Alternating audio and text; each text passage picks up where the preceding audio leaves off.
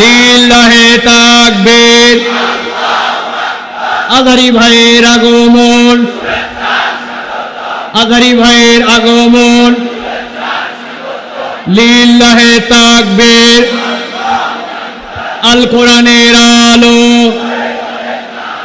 আল হাদিসের আলো। বসেন সবাই, বসেন বসেন বসেন বসেন বসেন, সবাই বসে যান, সবাই বসে যান। আল্লাহ,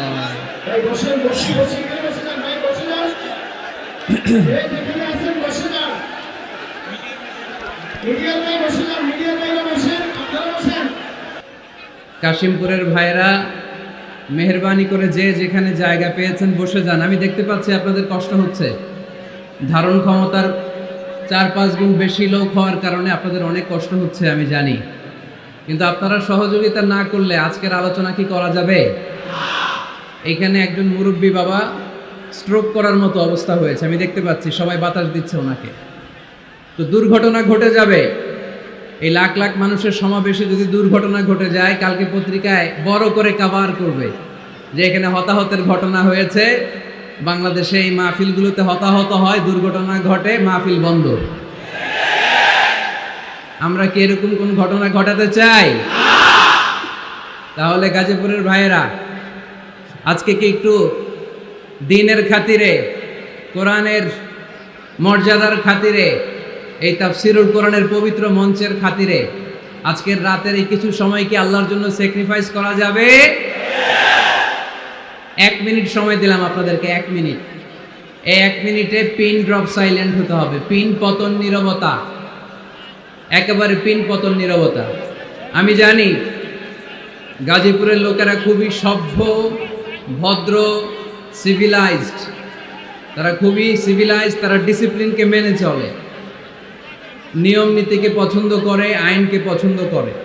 তার নমুনা আজকের মাহফিল আমি একটু দেখতে চাই। কোনো আওয়াজ হবে না, স্টেজ থেকে আওয়াজ করবেন না কেউ, বসেন বসেন।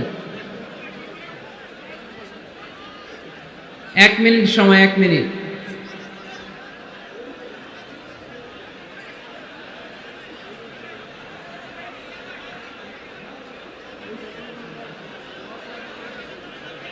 মাইকের সাউন্ড আলহামদুলিল্লাহ খুব ভালো, আপনাদের প্রত্যেকের ছোট্ট ছোট্ট আওয়াজের কারণে কিছু শোনা যায় না।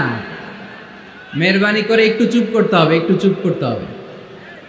এই তো অনেকটা ঠান্ডা হয়ে আসছে, আর 30 second, just 30 seconds remaining, only half minute for you।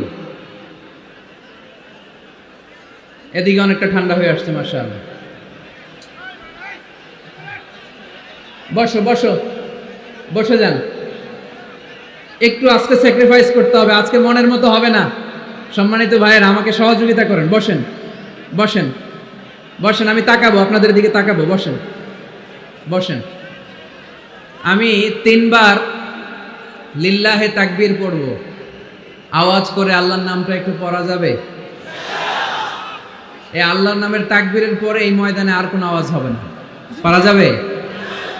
আওয়াজ করে ইনশাআল্লাহ পড়েন। এই তাকবীরের পরে আল্লাহর নামের বরত্বের ঘোষণার পরে আর কোনো আওয়াজ হবে না, এখানে কোনো আওয়াজ আমি দেখতে চাই না। তাকবীর পড়েন, লিল্লাহে তাকবীর।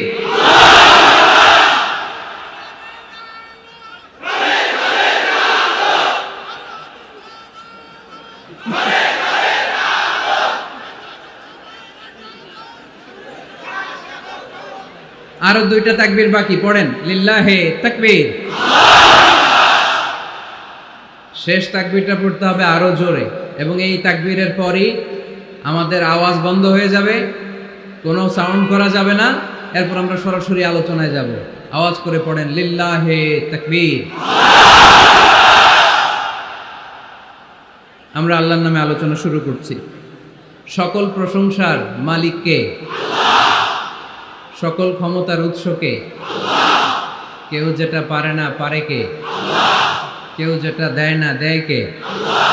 কেউ যেটা দেখে না দেখে কে? সে আল্লাহর জন্য আওয়াজ করে আমরা পড়ছি আলহামদুলিল্লাহ। সবাই পড়ি রব্বানা লাকাল হামদ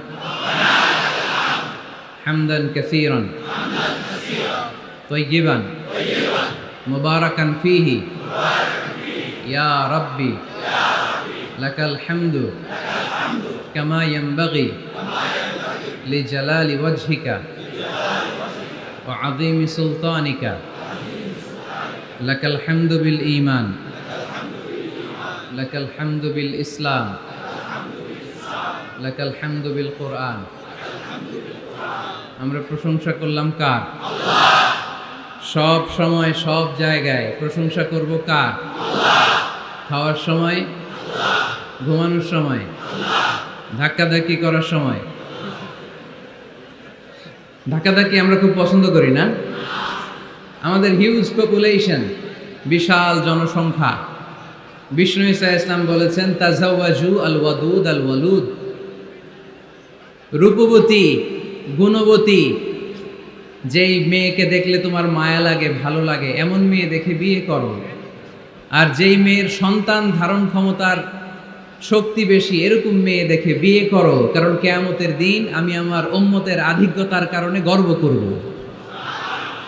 এজন্য জনসংখ্যা কোনো সমস্যা নয়, তার প্রমাণ চায়না, ঠিক কিনা? চায়নায় জনসংখ্যা আমাদের চেয়ে বেশি না কম? কিন্তু তাদেরকে আমাদের মতো এত মাথা ব্যথা?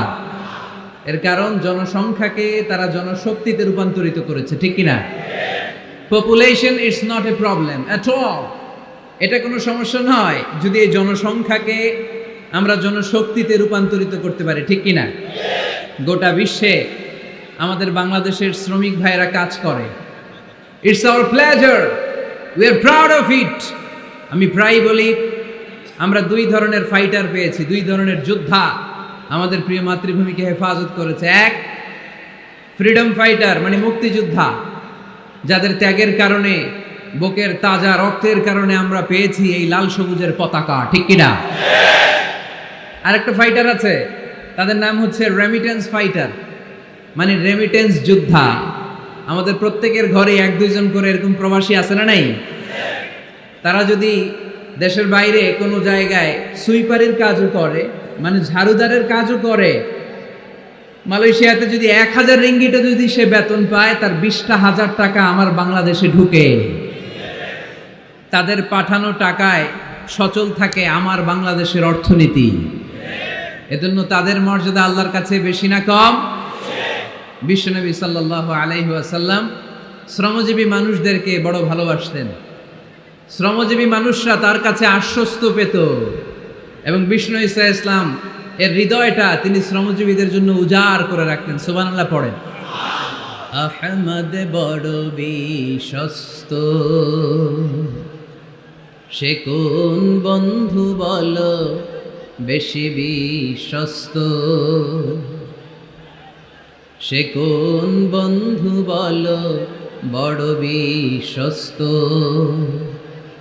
কার কাছে মন খুলে দেয়া যায়, কার কাছে প্রাণ খুলে বলা যায়, হওয়া যায় অতি আশ্বস্ত। তার নাম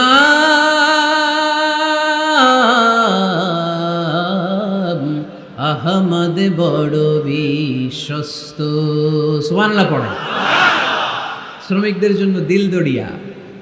শ্রমিক সাহাবীদের হাতে হাত রেখে হাত শক্ত দেখলে চোখের পানি ছেড়ে দিতেন, বুকে জড়িয়ে নিতেন। মুসাফা করলে ওই শ্রমিক সাহাবী বিশ্বনবীর হাত থেকে ওই শ্রমিকের হাত সরানোর আগ পর্যন্ত বিশ্বনবী নিজের হাত সরাতেন না। এজন্য যারা শ্রমজীবী তাদেরকে ভালোবাসে কে? তারা মুস্তাজাবুদ দাওয়া, তাদের দোয়া কবুল, কারণ তাদের ইনকামের মধ্যে কোনো ভেজাল নাই। দোয়া কবুল হওয়ার জন্য প্রথম শর্ত হচ্ছে তার ইনকাম হালাল হতে হবে। ইউর ইনকাম শুড বি 100% হালাল। আপনার ইনকামে যদি ঝামেলা থাকে, ভেজাল থাকে, আপনার দোয়া আল্লাহর কাছে কবুল হবে? এখানে আপনারা অনেকেই আছেন, শ্রমজীবী আছেন না? বিভিন্ন ফ্যাক্টরিতে কাজ করেন আশেপাশে, এরকম কারা কারা আসছেন দেখি? আলহামদুলিল্লাহ পড়েন, হাত নামান। ব্যক্তিগত ব্যবসা পরিচালনা করেন, এরকম কারা কারা দেখি? মাশাআল্লাহ মাশাআল্লাহ, আল্লাহ কবুল করো, হাত নামান। এরপর ইউনিভার্সিটির student, first year, second year, third year, fourth year, masters, MPhil, PhD, এই লেভেলে কারা কারা দেখি? মাশাআল্লাহ, মাশাআল্লাহ, আল্লাহ তুমি কবুল করো। ইউনিভার্সিটির নিচে এসএসসি, এইচএসসি, দাখিল, আলিম, কওমি মাদ্রাসার বিভিন্ন লেভেলে যারা যারা এসছো দেখি, মাশাআল্লাহ, হাত নামাও। একবারও যারা হাত তোলেন না এবার তারা হাত তোলেন। আন্নারা কি করেন? শিক্ষকতা করেন। মাশাআল্লাহ, অনেক শিক্ষক প্রাইমারি স্কুল থেকে শুরু করে হাই স্কুলের, কলেজের, ইউনিভার্সিটির অনেক টিচাররা এসেছে। তারপর মাদ্রাসার অনেক সুপাররা এসছে, আইম্মাতুল মাসাজিদ, মসজিদগুলোর ইমাম ভাইয়েরা এসেছে, মুয়াজ্জিন সাহেবেরা এসেছে, মুহতামিম সাহেবরা এসেছে, বিভিন্ন পেশার ভাইয়েরা এসেছেন। যারাই আজকে এই মাহফিলে এসে মাহফিলটাকে সার্থক করছে, আল্লাহ তাআলা আমাদের সবার জন্য এই মাহফিলটাকে নাজাতের ওয়াসিলা বানাক। আরো জোরে পড়ি আমিন। ওইদিকে এত আওয়াজ কেন ভাই? কষ্ট হচ্ছে আপনাদের না? আজকে একটু স্যাক্রিফাইস করতে হবে, একটু স্যাক্রিফাইস করতে হবে। দোয়া করে দিব, মুনাজাত করে দিব, দোয়া করে দেই, তা না হলে একটু চুপ থাকতে হবে। একটু চুপ করেন, একটু চুপ করে দেখেন, মাইকের সাউন্ড বাড়বে ইনশাল্লাহ। আর মাইকম্যান কোথায়? তুমি তোমার নুরানি চেহারাটা একটু দেখাও। তুমি মাশাআল্লাহ একটু স্ট্রং করে দাও, প্রত্যেকটা মাইকেই যাতে স্ট্রং আওয়াজ পৌঁছে, কেউ যাতে আর কমপ্লেইন না করে। আর এই যে হাত জোর করে বলছে, এই যে কাবার গিলাফ ছুঁয়েছে এই হাত, আপনাদের পায়ের মধ্যে রেখে বললাম একটু মেহেরবানি করে চুপ করেন। একটু একটু অল্প কয়েক মিনিট কথা বলবো, অল্প কয়েক মিনিট। মানুষ যত বেশি হয় আলোচনা তত ছোট হওয়া উচিত। বিষ্ণু ঈসা ইসলাম বলেছেন, খুতাবুকুম তাবিলা সালাওয়াতুকুম কাসীরা।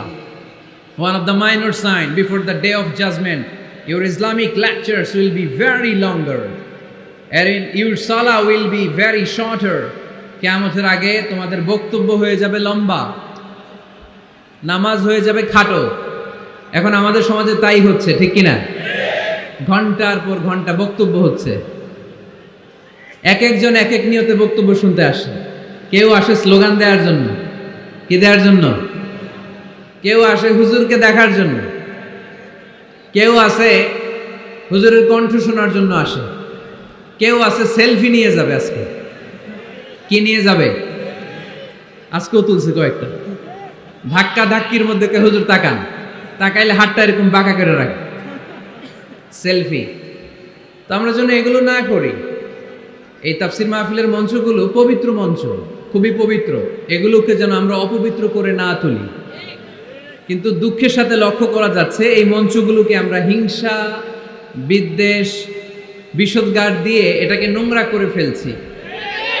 এক আলেম আরেক আলেমের বিরুদ্ধে বলে স্টেজে বসে, আছে না নাই? একজন আরেকজনের কাফের ফতোয়া দেয়, আছে না নাই? আপনাদের গাজীপুরে আলহামদুলিল্লাহ এগুলো নাই। এটা একটা মহামারী এবং ভয়ঙ্কর অবস্থা। অন্যকে নিয়ে ব্যস্ত থাকা, অন্যকে সময় দেয়া। প্রিয় ভাইরা, স্রষ্টার দেয়া আমাদের জন্য সবচেয়ে দামি বিষয় হচ্ছে, আল্লাহর দেয়া সবচেয়ে দামি গিফট হচ্ছে আমাদের সময়। দামি গিফটের নাম কি? এই সময়টাই আমরা অন্যকে দিয়ে দিই। অন্যকে হিংসা করতে করতে এই দামি সময়গুলো নষ্ট করে ফেলে। এটা ঠিক না। আমারও অনেকে এদেশে কাফের বলে, আছে না নাই? আমি অবাক হয়ে যাই, এই কাফের কথা শুনতে এতগুলো আল্লাহর ওলি কি করে আসে? আমার বুঝে আসে না। এই কাফের কথা শোনার জন্য এরকম ধাক্কা ধাক্কি হয় কেন? আল্লাহ তুমি হেদায়েত দান করো। আমি শুধু আল্লাহর কাছে সাহায্য চাই আর আপনাদের দোয়া চাই। দোয়া করবেন, বদদোয়া দিবেন না তো আবার। আর কে আমারে কাফের বললো, কে কি ফতোয়া দিল, আই ডোন্ট কেয়ার, ওইদিকে আমি তাকাই না। এর কারণ পিছনের দিকে তাকানোর সময় আমার নাই। চিল্লা এখন ঠিক কিনা? সিংহ সিংহ একটা সিংহ ঘন্টায় ছুটতে পারে 90 কিলোমিটার বেগে। কত কিলোমিটার? একটা হরিণ ঘন্টায় ছুটতে পারে 100 কিলোমিটার বেগে। তাহলে কে জোরে ছুটে? জোরে বলতে হবে। সিংহ কত কিলোমিটার? হরিণ। তারপরেও হরিণটা 100 কিলোমিটার বেগে ছোটার পরেও সিংহটার কাছে সে ধরা পড়ে যায়। এর কারণ সিংহ যখন ধরার জন্য ছোটে সে শুধু সামনে তাকায়, সে পিছনে তাকায় না। আর হরিণ 100 কিলোমিটার বেগে ছোটার পরেও সে ধরা খেয়ে যাবার ভয়ে বারবার পিছনে তাকায়। আর পিছনে তাকার কারণে ওর গতিটা স্লো হয়ে যায় আর সিংহের হাতে বধ হয়ে যায়। পিছনে তাকাবার সময় আমাদের নাই, চিল্লায় বলো ঠিক কিনা? আমরা অহংকার শিখি নাই, আমরা হিংসা শিখি নাই, আমাদের বুকে আছে বুক ভরা ভালোবাসা। আমি বিএনপি বুঝি না, আওয়ামী লীগ বুঝি না, জাতীয় পার্টি বুঝি না, জামাত ইসলাম বুঝি না, তাবলীগ বুঝি না, পীরের মুরিদ বুঝি না। যারাই পড়েছে লা ইলাহা ইল্লাল্লাহ তার জন্য আমাদের হৃদয়ে জায়গা আছে না নেই? মুসলমান কেন, হিন্দুদের জন্য আমাদের বুকে জায়গা আছে না নাই? হিন্দু ভাই যদি বলে আমি পড়বো আশহাদু আল্লা ইলাহা ইল্লাল্লাহ ওয়া আশহাদু আন্না মুহাম্মাদ রাসূলুল্লাহ, তার জন্য আমাদের দরজা খোলা আছে না নাই? This is the beauty of Islam. এটা ইসলামের সৌন্দর্য, এটা অনেকে বুঝতে চায় না। আল্লাহ আমাদেরকে সহি সমঝ দান করুক, আমরা পড়ি আমিন। হিংসা, বিদ্বেষ, অন্যের পিছু লেগে থাকা, গীবত করা, অন্যকে গালিগালাজ করা, অন্যকে কাফের মুশরিক বলে ফতুয়া দিয়ে এই পবিত্র মঞ্চগুলোকে নষ্ট হওয়া থেকে যেন আমরা বিরত থাকতে পারি। আওয়াজ করে পড়তে হবে আমিন। মাল্টিফ্যাবস লিমিটেডের উদ্যোগে কাশিমপুর স্কুল মাঠ, কাশিমপুর তো একটা কারাগার আছে না? কোন দিকে? বায়ে? আচ্ছা আচ্ছা, আলহামদুলিল্লাহ। ওনারা শুনতে পাচ্ছে নাকি? আচ্ছা আলহামদুলিল্লাহ। মাইক দেয় নাই? 80টা মাইক দিছেন? 80টা? তো যারা অসুস্থ এরা ঘুমাবে কেমনে এখন? আমি প্রায় বলি যে এই তাফসির মাহফিলগুলোর ট্রেডিশন আমাদেরকে পরিবর্তন করে দিতে হবে। বাইরে খুব বেশি মাইকের দরকার নাই, আর দিলেও রাত 11টা 11:30টার পরে আর না, এবং 11:30টার মধ্যে পারলে মাহফিল ক্লোজ করে দেয়া, যাতে করে 12টার মধ্যে যে সবাই ঘুমিয়ে আবার ফজরের নামাজ জামাতে পড়ার দরকার আছে না নাই? জামাতে পড়ার দরকার আছে। এগুলো আমাদের খেয়াল রাখা দরকার। অন্যকে কষ্ট দিয়ে কিছু করা যাবে না। অনেকের পরীক্ষা, অনেক ছেলে মেয়েদের আমি জানি যে ডিসেম্বর জানুয়ারিতে কি থাকে? পরীক্ষা। অনেকে অসুস্থ থাকে। আবার অনেক হিন্দু ভাইরা আছে, তাদেরকে জোর করে আমাদের তাফসির শোনানোর কোনো দরকার নাই। লা ইকরাহা ফিদ্দিন, দিনে জবরদস্তি নাই, বাড়াবাড়ি নাই।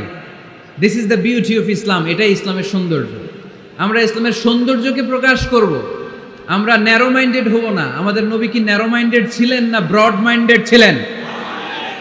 আমরাও ব্রড মাইন্ডেড হব। রাজি আছেন তো সবাই? আল্লাহ তুমি তৌফিক দাও। শুকরিয়া, আমাকে রেখেছেন প্রধান আলোচক। আমার আগে কথা বলেছে হাফেজ মাওলানা মুফতি সাইফুজ্জামান ভাই, কথা বলেছেন মাওলানা মুফতি মাসুম বিন সিরাজ ভাই, কথা বলেছেন মাওলানা কারি আব্দুল হাই মোহাম্মদ সাইফুল্লাহ আল হুসাইনি। আমার আগেই যিনি কথা বলেছেন, চমৎকার আলোচনা করে, ঠিক কিনা? ডক্টর আব্দুল্লাহ জাহাঙ্গীর আলাইহি রাহমা, ওনার সুযোগ্য ছাত্র, যেমন শিক্ষক তেমন ছাত্র। বাপকা বেটা সিপাহী কা ঘোড়া কুছ না হতো থোড়া থোড়া। ডক্টর আব্দুল্লাহ জাহাঙ্গীরের থোড়া থোড়া পেলেই আমাদের সাইফুল্লাহ ভাইয়ের জীবনটাকে উজালা করে দিবে কে? অসাধারণ আলোচনা করে। জুমার মিম্বারে বসে বসে কন্টেম্পোরারি ইস্যু নিয়ে কথা বলে। This should be the uppermost quality of a খতিব। একজন খতিবের কোয়ালিটি তো এমন হবে, সমাজে কন্টেম্পোরারি এখন কি যাচ্ছে এগুলো নিয়ে কথা বলা। মুসলিম উম্মায় আমাদের কি ক্রাইসিস, আমাদের কি সংকট, এই সংকট থেকে উত্তরণের উপায় কি, এগুলো জুমার মিম্বার থেকে ঘোষণা আসার দরকার আছে না নেই? আমাদের আব্দুল হাই মোহাম্মদ সাইফুল্লাহ ভাই এই কন্টেম্পোরারি বিষয়গুলো নিয়ে কথা বলে। আমরা তার জন্য দোয়া করি, আমার ভাই যেন আরো চমৎকার কথা আমাদেরকে উপহার দিতে পারে। আল্লাহ তুমি তৌফিক দাও। প্রধান অতিথি আলহাজ মহিউদ্দিন ফারুকি, চেয়ারম্যান মাল্টিফ্যাবস লিমিটেড। ভাই আপনি, আপনার বাবা, উনি সিঙ্গাপুরে আছে না? অনেক অসুস্থ, ভাইজান দোয়া চেয়েছে, আমরা ওনার জন্য দোয়া করি, আল্লাহ যেন ওনাকে তাড়াতাড়ি সুস্থ করে দেয়। আজকের প্রোগ্রামের সভাপতি হচ্ছে আলহাজ মীর আসাদুজ্জামান তুলা ভাই আসছে দেশের বাইরে, কাউন্সিলর 6 নং ওয়ার্ড গাজীপুর মহানগর গাজীপুর। তারপর ভাইয়ের নামটা ভুলে গেলাম, ফারুকি, পরিচালক মাল্টিফ্যাবস লিমিটেড। আছেন হাফেজ মাওলানা মাসুম বিল্লাহ, আছে জনাব আব্দুল কুদ্দুস। যারাই এই প্রোগ্রামের জন্য কষ্ট করেছেন, তাদের সবাইকে আল্লাহ জাযা খায়ের দান করুক, আমরা সবাই পড়ি আমিন।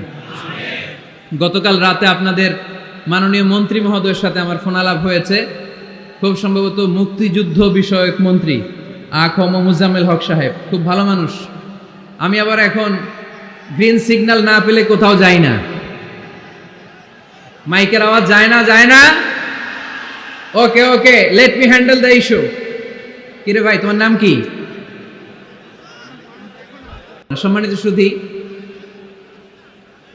আমি চাইব অল্প কয়েক মিনিট যতক্ষণ কথা বলি আপনাদের কান দুটো খরগোশের মতো খাড়া করে আমার দিকে রাখতে হবে। পারা যাবে? মাশাআল্লাহ। আমাকে আলোচনার সুন্দর একটা বিষয় দেয়া হয়েছে, সূরা জুমআ আয়াত 10। হয়েছে কি ইয়েস নাকি নো?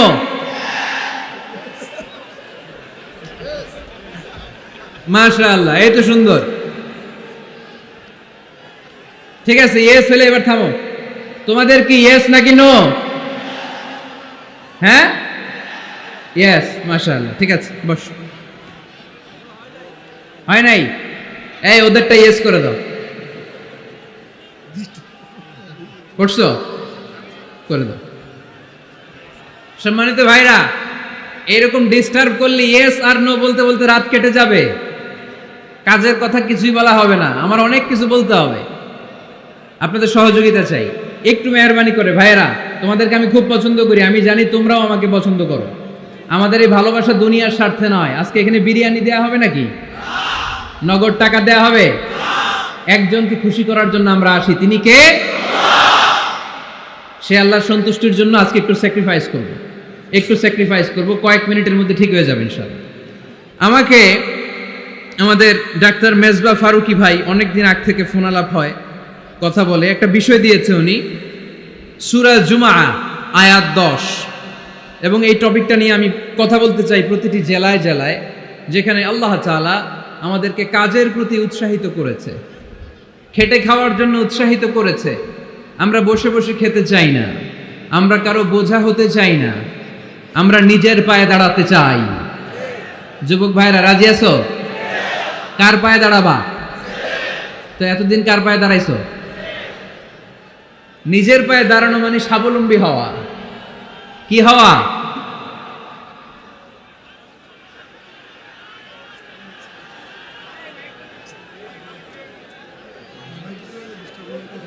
এই মাইকের সমস্যার কারণে আমাদের মাহফিলগুলো মাইর খেয়ে গেল। কনসার্টে শুনছেন মাইকের সমস্যা? তারপর যেখানে গান বাজনা হয় মাইকের সমস্যা শুনছেন? লাফায় লাফায় জিকির করে ওইখানে মাইকের সমস্যা শুনছেন? আমাদের কোরআনের তাফসিরগুলোতে মাইকের সমস্যা। এগুলো কইরো না, আগে থেকে ঠিক রাখো। আর এখন তো মৌসুমের শুরু, তুমি 3-4 মাস সার্ভিস দেওয়ার পরে মার্চ এপ্রিলে এরকম হইতে পারে, ঠিক কিনা? বছরের শুরুতেই যদি এরকম হয় তাহলে তো সর্বনাশ।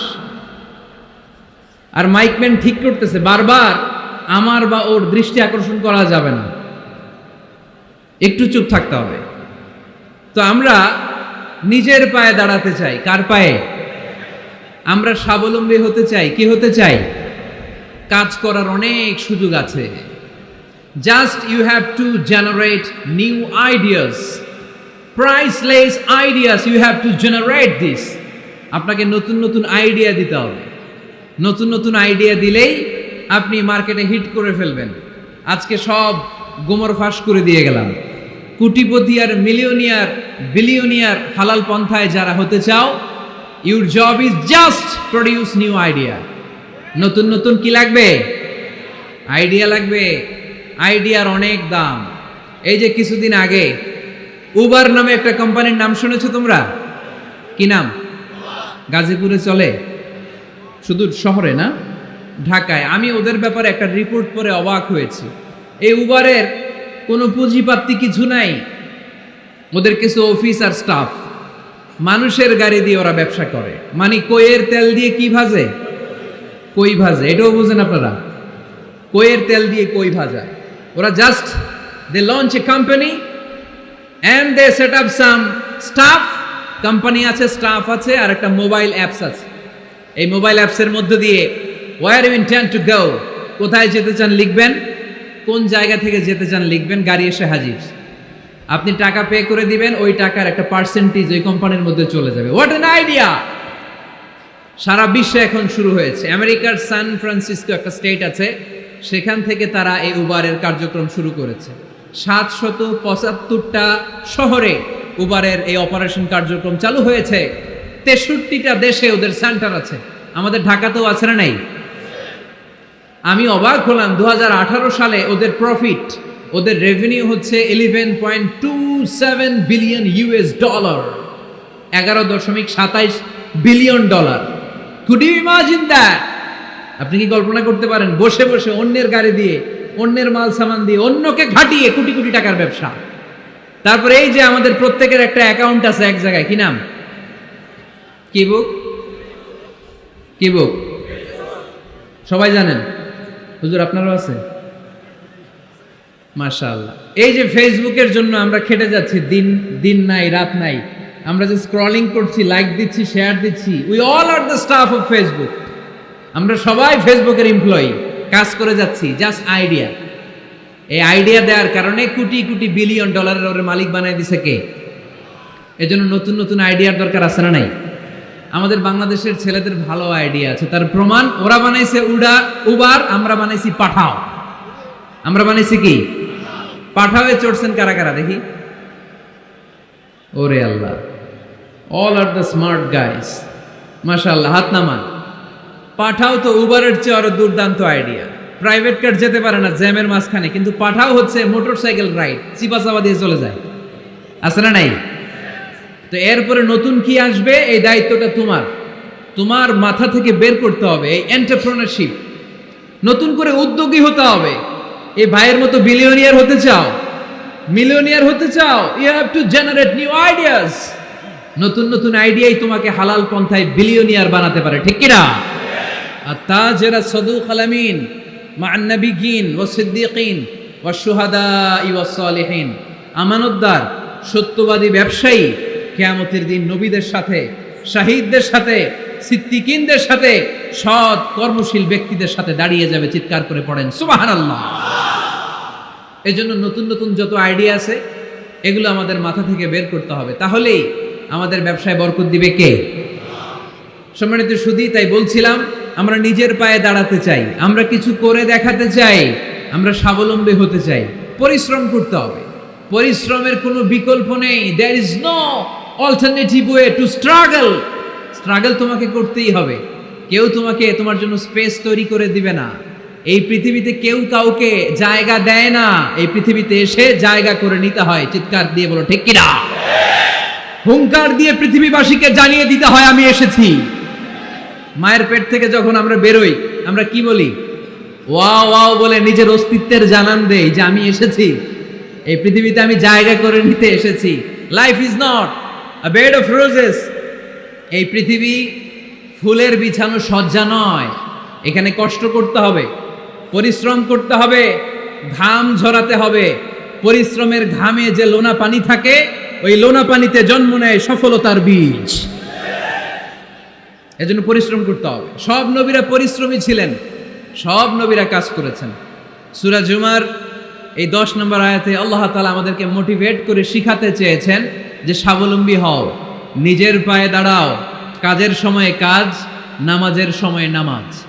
আজকে এই স্লোগানটা এই মাহফিলের শুরুতে, মাঝখানে, শেষে বারবার বলে আমরা মুখস্থ করে নিয়ে যাব। কাজের সময়, সবাই বলেন নাই তো? সবাই বললে তো এই প্যান্ডেল কাঁপতে শুরু করবে। কাজের সময় এইভাবে আওয়াজ করতে হবে, পারা যাবে? নামাজের সময়, কাজের সময়, নামাজের সময়, সিনেমা দেখার সময় দেখা যাবে না? কাজের সময়, নামাজের সময়, এটা মনে থাকবে? মুখস্থ করা যাবে তো? আল্লাহ রাব্বুল ইজ্জা সূরাতুল জুমার 10 নম্বর আয়াতে মূলত আমাদেরকে এই মেসেজটাই দিতে চেয়েছেন। কাজের সময় কাজ, নামাজের সময়। ফাইযা قضيت الصلاة فانتشروا في الأرض وابتغوا من فضل الله ওয়াযকুরুল্লাহা কাসীরান লাআল্লাকুম তুফলিহুন।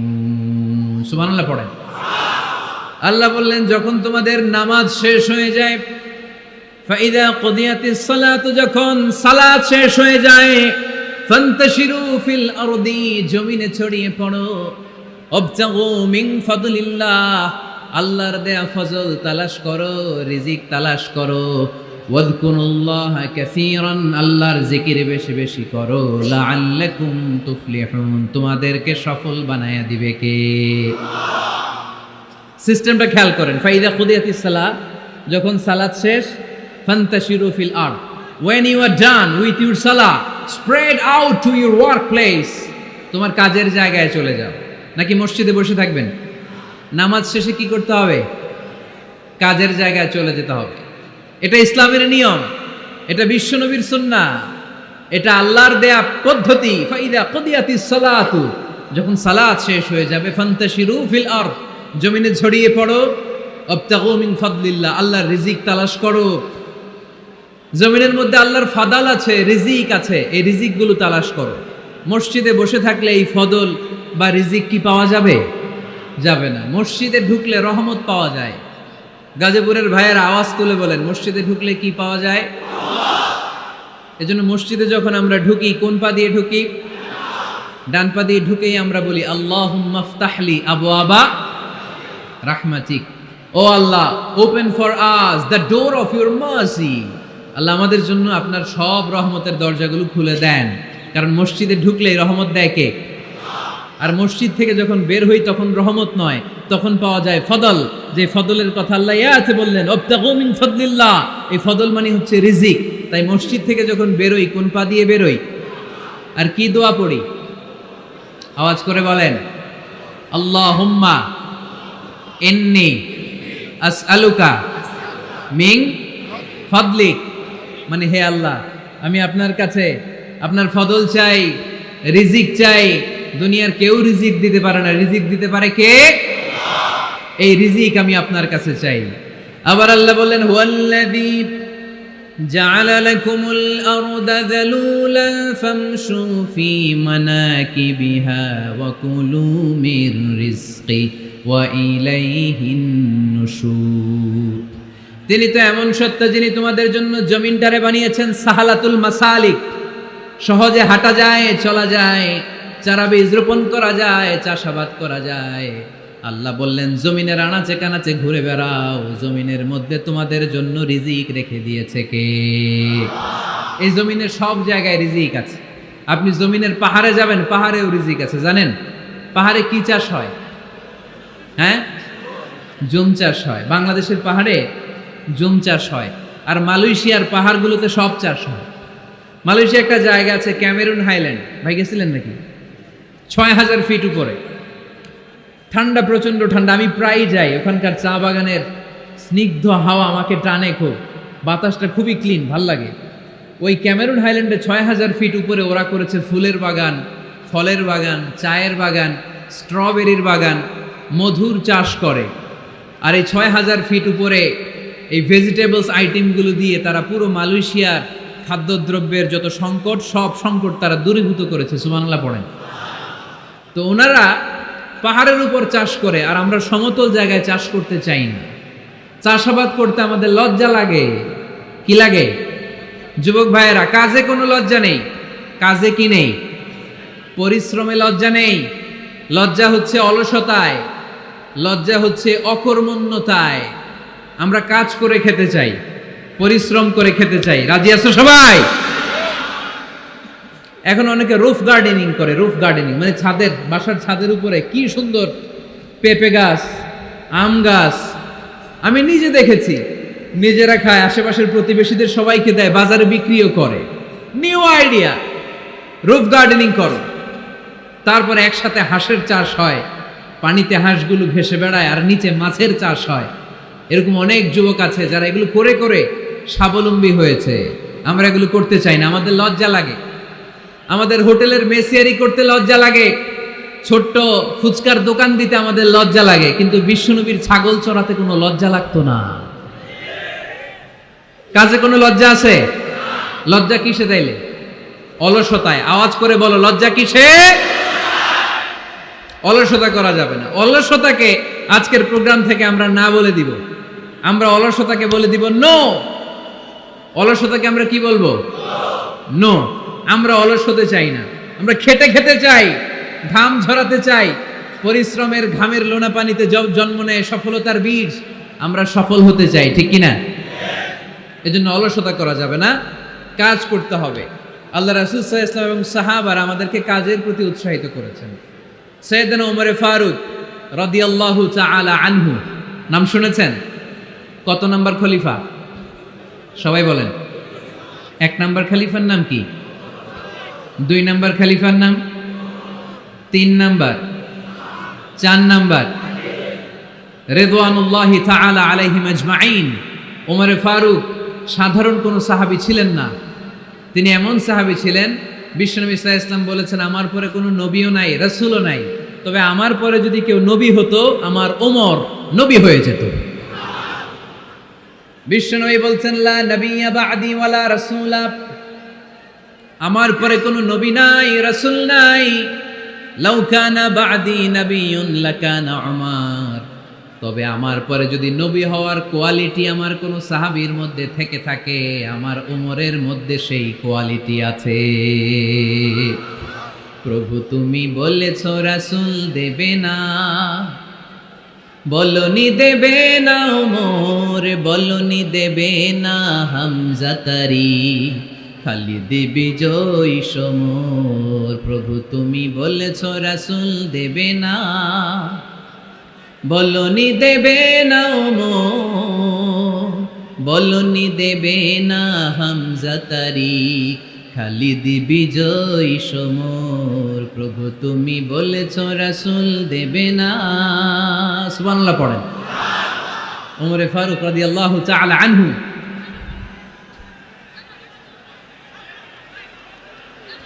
ভাইজান দোয়া করে দিই, কষ্ট হচ্ছে অনেক।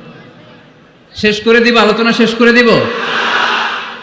আরো কয়েক মিনিট শুনবেন, শুনবেন শুনবেন তো বারবার এরকম আওয়াজ করলে কি শোনা যাবে? এই ছেলেরা, এই অডিও শোনো না তোমরা? অডিও, অডিওতে চেহারা দেখা যায় নাকি? বসো, তোমরা অডিও শুনবে, এরা ভিডিও দেখবে। বসো, আওয়াজ নাই। আমি শুরুতেই বলেছি কানগুলো খরগোশের মতো খাড়া করে শোনো। অডিও রেকর্ডের মধ্যে কি চেহারা দেখা যায়? এখানে যারা দেখতে পান ওই দিকে তাকা, ওই যে ওখানে প্রজেক্টর আছে, আওয়াজ করা যাবে। আলোচনার মাঝখানে বক্তাকে এত ডিস্টার্ব করলে বক্তা তার আলোচনার ফ্লো হারিয়ে ফেলে। সে কি বলছিল এটা সে ভুলে যায়। সে মাথার মধ্যে কি কি পয়েন্টস, কি কি মেসেজগুলো শেয়ার করার জন্য সে আগাচ্ছিল এটা সে ভুলে যায়। এজন্য আর কয়েক মিনিট কথা বলবো, আর কষ্ট দিব না আপনাদেরকে, একটু চুপ থাকবেন। দ্বিতীয় খলিফার নাম কি ছিল? সবাই বলেন, কি নাম? সাইয়েদনা ওমর ফারুক রাদিয়াল্লাহু তাআলা আনহু। ওনারে মুনাফিকরা খুব ভয় পেত। কারা? মুনাফিক চিনেন তো? ভিতরে এক বাইরে আরেক, তার নাম? সবাই বলেন, ভিতরে এক বাইরে আরেক, তার নাম মুনাফিক। ইউযহিরু খিলাফা মা ইউবতিন, আরবিতে কি বলে? ইউযহিরু খিলাফা মা ইউবতিন, প্রকাশ করে একটা, ভিতরে আরেকটা। ভিতরে এক বাইরে আরেক, তার নাম? সবাই বলেন, ভিতরে এক বাইরে আরেক, তার নাম? আমরা কি মুনাফিক হতে চাই? এরা যখন যে সুবিধাজনক অবস্থানে থাকে তখন তার সাথে থাকে। ডান দিকে যে বলে আপনি ভালো, আমি আপনার দলের লোক। বায়ে যে বলে আরে না এটা খারাপ, আপনি ভালো, আমি আপনার দলের লোক। এরকম আছে না নাই? যখন যে ক্ষমতায় তখন তারে তেল মারে। যেদিকে বৃষ্টি আর তুফান ওইদিকে ছাতা ধরে। আছে না নাই? বাংলাদেশে একটা গান চলছিল কিছুদিন, শুনতাম, মধু হই হই বিষ হাবাইলা। সূরাতুল মুনাফিকুনের তাফসীর বোঝানোর জন্য এটা আমার জন্য খুব সহজ ছিল। মধু হই হই বিষ হাবাইলা। বলে মধু, বলে কি? বাটির মধ্যে নিয়ে আসছে, বলে এটা মধু, বলে কি? আসলে এটা কি? জোরে বলেন। আমরা কি মুনাফিক হতে চাই? না। আমরা কি হতে চাই? মুনাফিকরা হচ্ছে এদিকেও যায় না, আবার ওদিকেও যায় না। মুযাবযাবিন, they all the time long in dilemma, they don't know where to go, they don't know where to proceed, কোন দিকে যাবে জানে না, ডানেও না বাঁয়েও না, নেহি এদার নেহি ওদার, দারমিয়ান মে সাদার বাদার। এরকম আছে না? উপর দিয়া ফিটফাট, ভিতর দিয়া সদরঘাট। সদরঘাট এখনো ফিটফাট হয় নাই। তো এই মুনাফিকের অবস্থা হচ্ছে উপরে ফিটফাট, ভিতরে সদরঘাট। আমরা কি মুনাফিক হতে চাই? কি হতে চাই? মুমিন হতে চাই। এই মুনাফিকের দলগুলো মদিনাতুল মুনাওয়ারাতে ওমরে ফারুককে খুব ভয় পেত। ওমরে ফারুককে দেখলে তারা থারথার করে কাঁপতো। শুধু মুনাফিকরাই নয়, খোদ ইবলিস শয়তানও সাইয়েদনা ওমরে ফারুককে দেখলে ভয় পেত। আমরা আমাদের ছেলে মেয়েদেরকে যদি খাবার না খায়, আমরা কি বলি? আম্মু খাবার খাও। কি আসবে? ভূত আসবে, বিড়াল আসবে, বাঘ আসবে। এগুলো গাজীপুরে বলে না বোধহয়। আপনাদের ছোট্ট মেয়েটা যদি রাত্রে খেতে না চায়, আপনারা লোকমা তুলে কি বলেন? এই তাড়াতাড়ি খাও। কি আসবে? ভূত, ভূত আসবে। তো মদিনার সমাজে মদিনার ছোট্ট কচিকাচা সোনারমণিরাও রাতে খেতে চাইতো না। মদিনাতুল মুনাওয়ারার মায়েরা রাত্রিবেলা খাবার নিয়ে বাচ্চাদেরকে বলতো, মা তাড়াতাড়ি খাও, হা হুয়া ইয়াতি উমর, ওই যে উমর আসতেছে। উমর ইসলামের দ্বিতীয় খলিফা। আসাদুহুম ফি আমরিল্লাহি উমর, আল্লাহর জমিনে আল্লাহর দ্বীন বাস্তবায়নের জন্য সবচেয়ে শক্তিশালী ছিল ওমর। চিল্লায় পড়েন সুবহানাল্লাহ। এই ওমরে ফারুক রাদিয়াল্লাহু তাআলা আনহু যে রাস্তা দিয়ে হাঁটতো, শয়তান ওই রাস্তা রেখে দিয়ে অন্য রাস্তা দিয়ে হাঁটতো।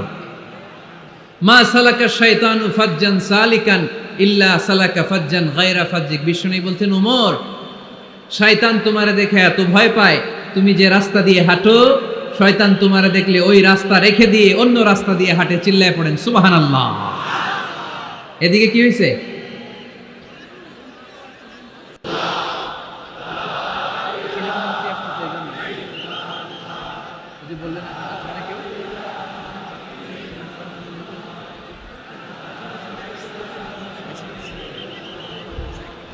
লা ইলাহা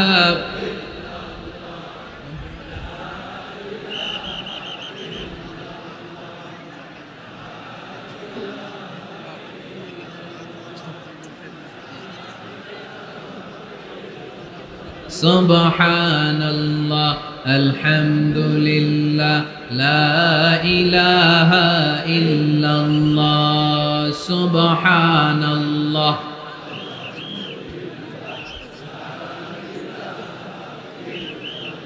আল্লাহ নামের জিকির করবে যারা, আল্লাহর কাছে প্রিয় তারা।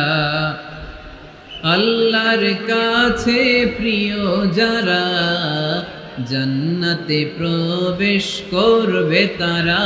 জোরে লা ইলাহা